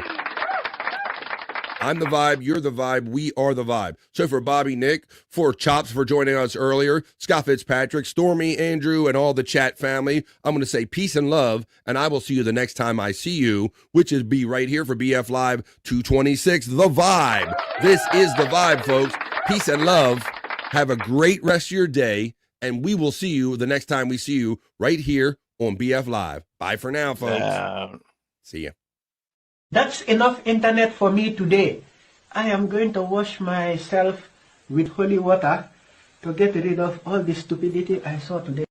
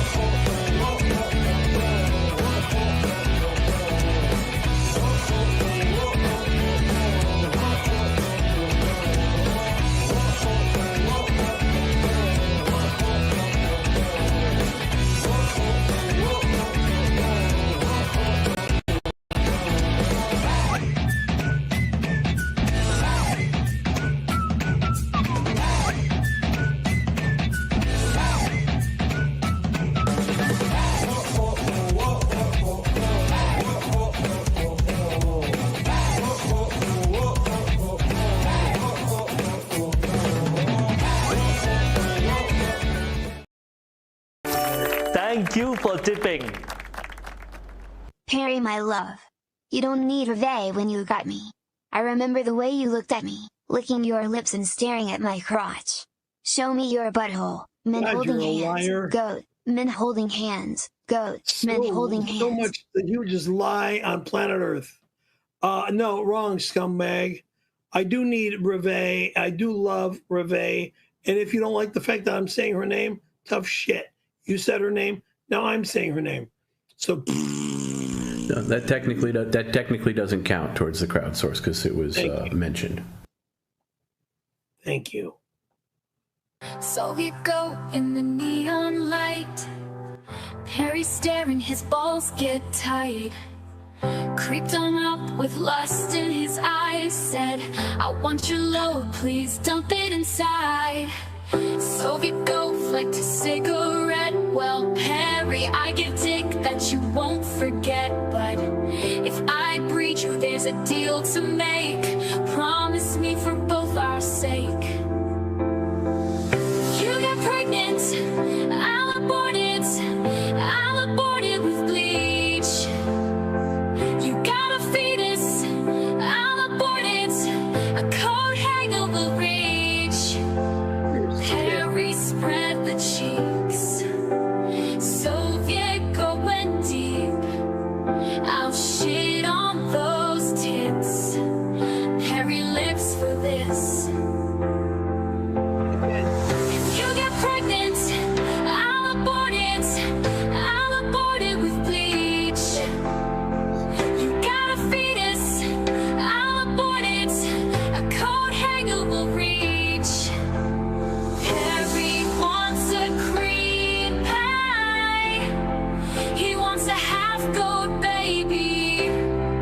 Soviet goat ain't crazy. He pulled out, made Perry's face glazy. Perry was gaped, tripping loads, left in bliss with a bloody butthole. Soviet goat was not satisfied. Cock slapped Perry's rack. I'm keeping my mouth quiet. If you get pregnant, Everything that abort it. I'll abort it with bleach. It's nothing more than Got a fetus, I'll abort it. A coat hanger will reach. creepy, degrading, disgusting lies. Who the hell is singing that crap?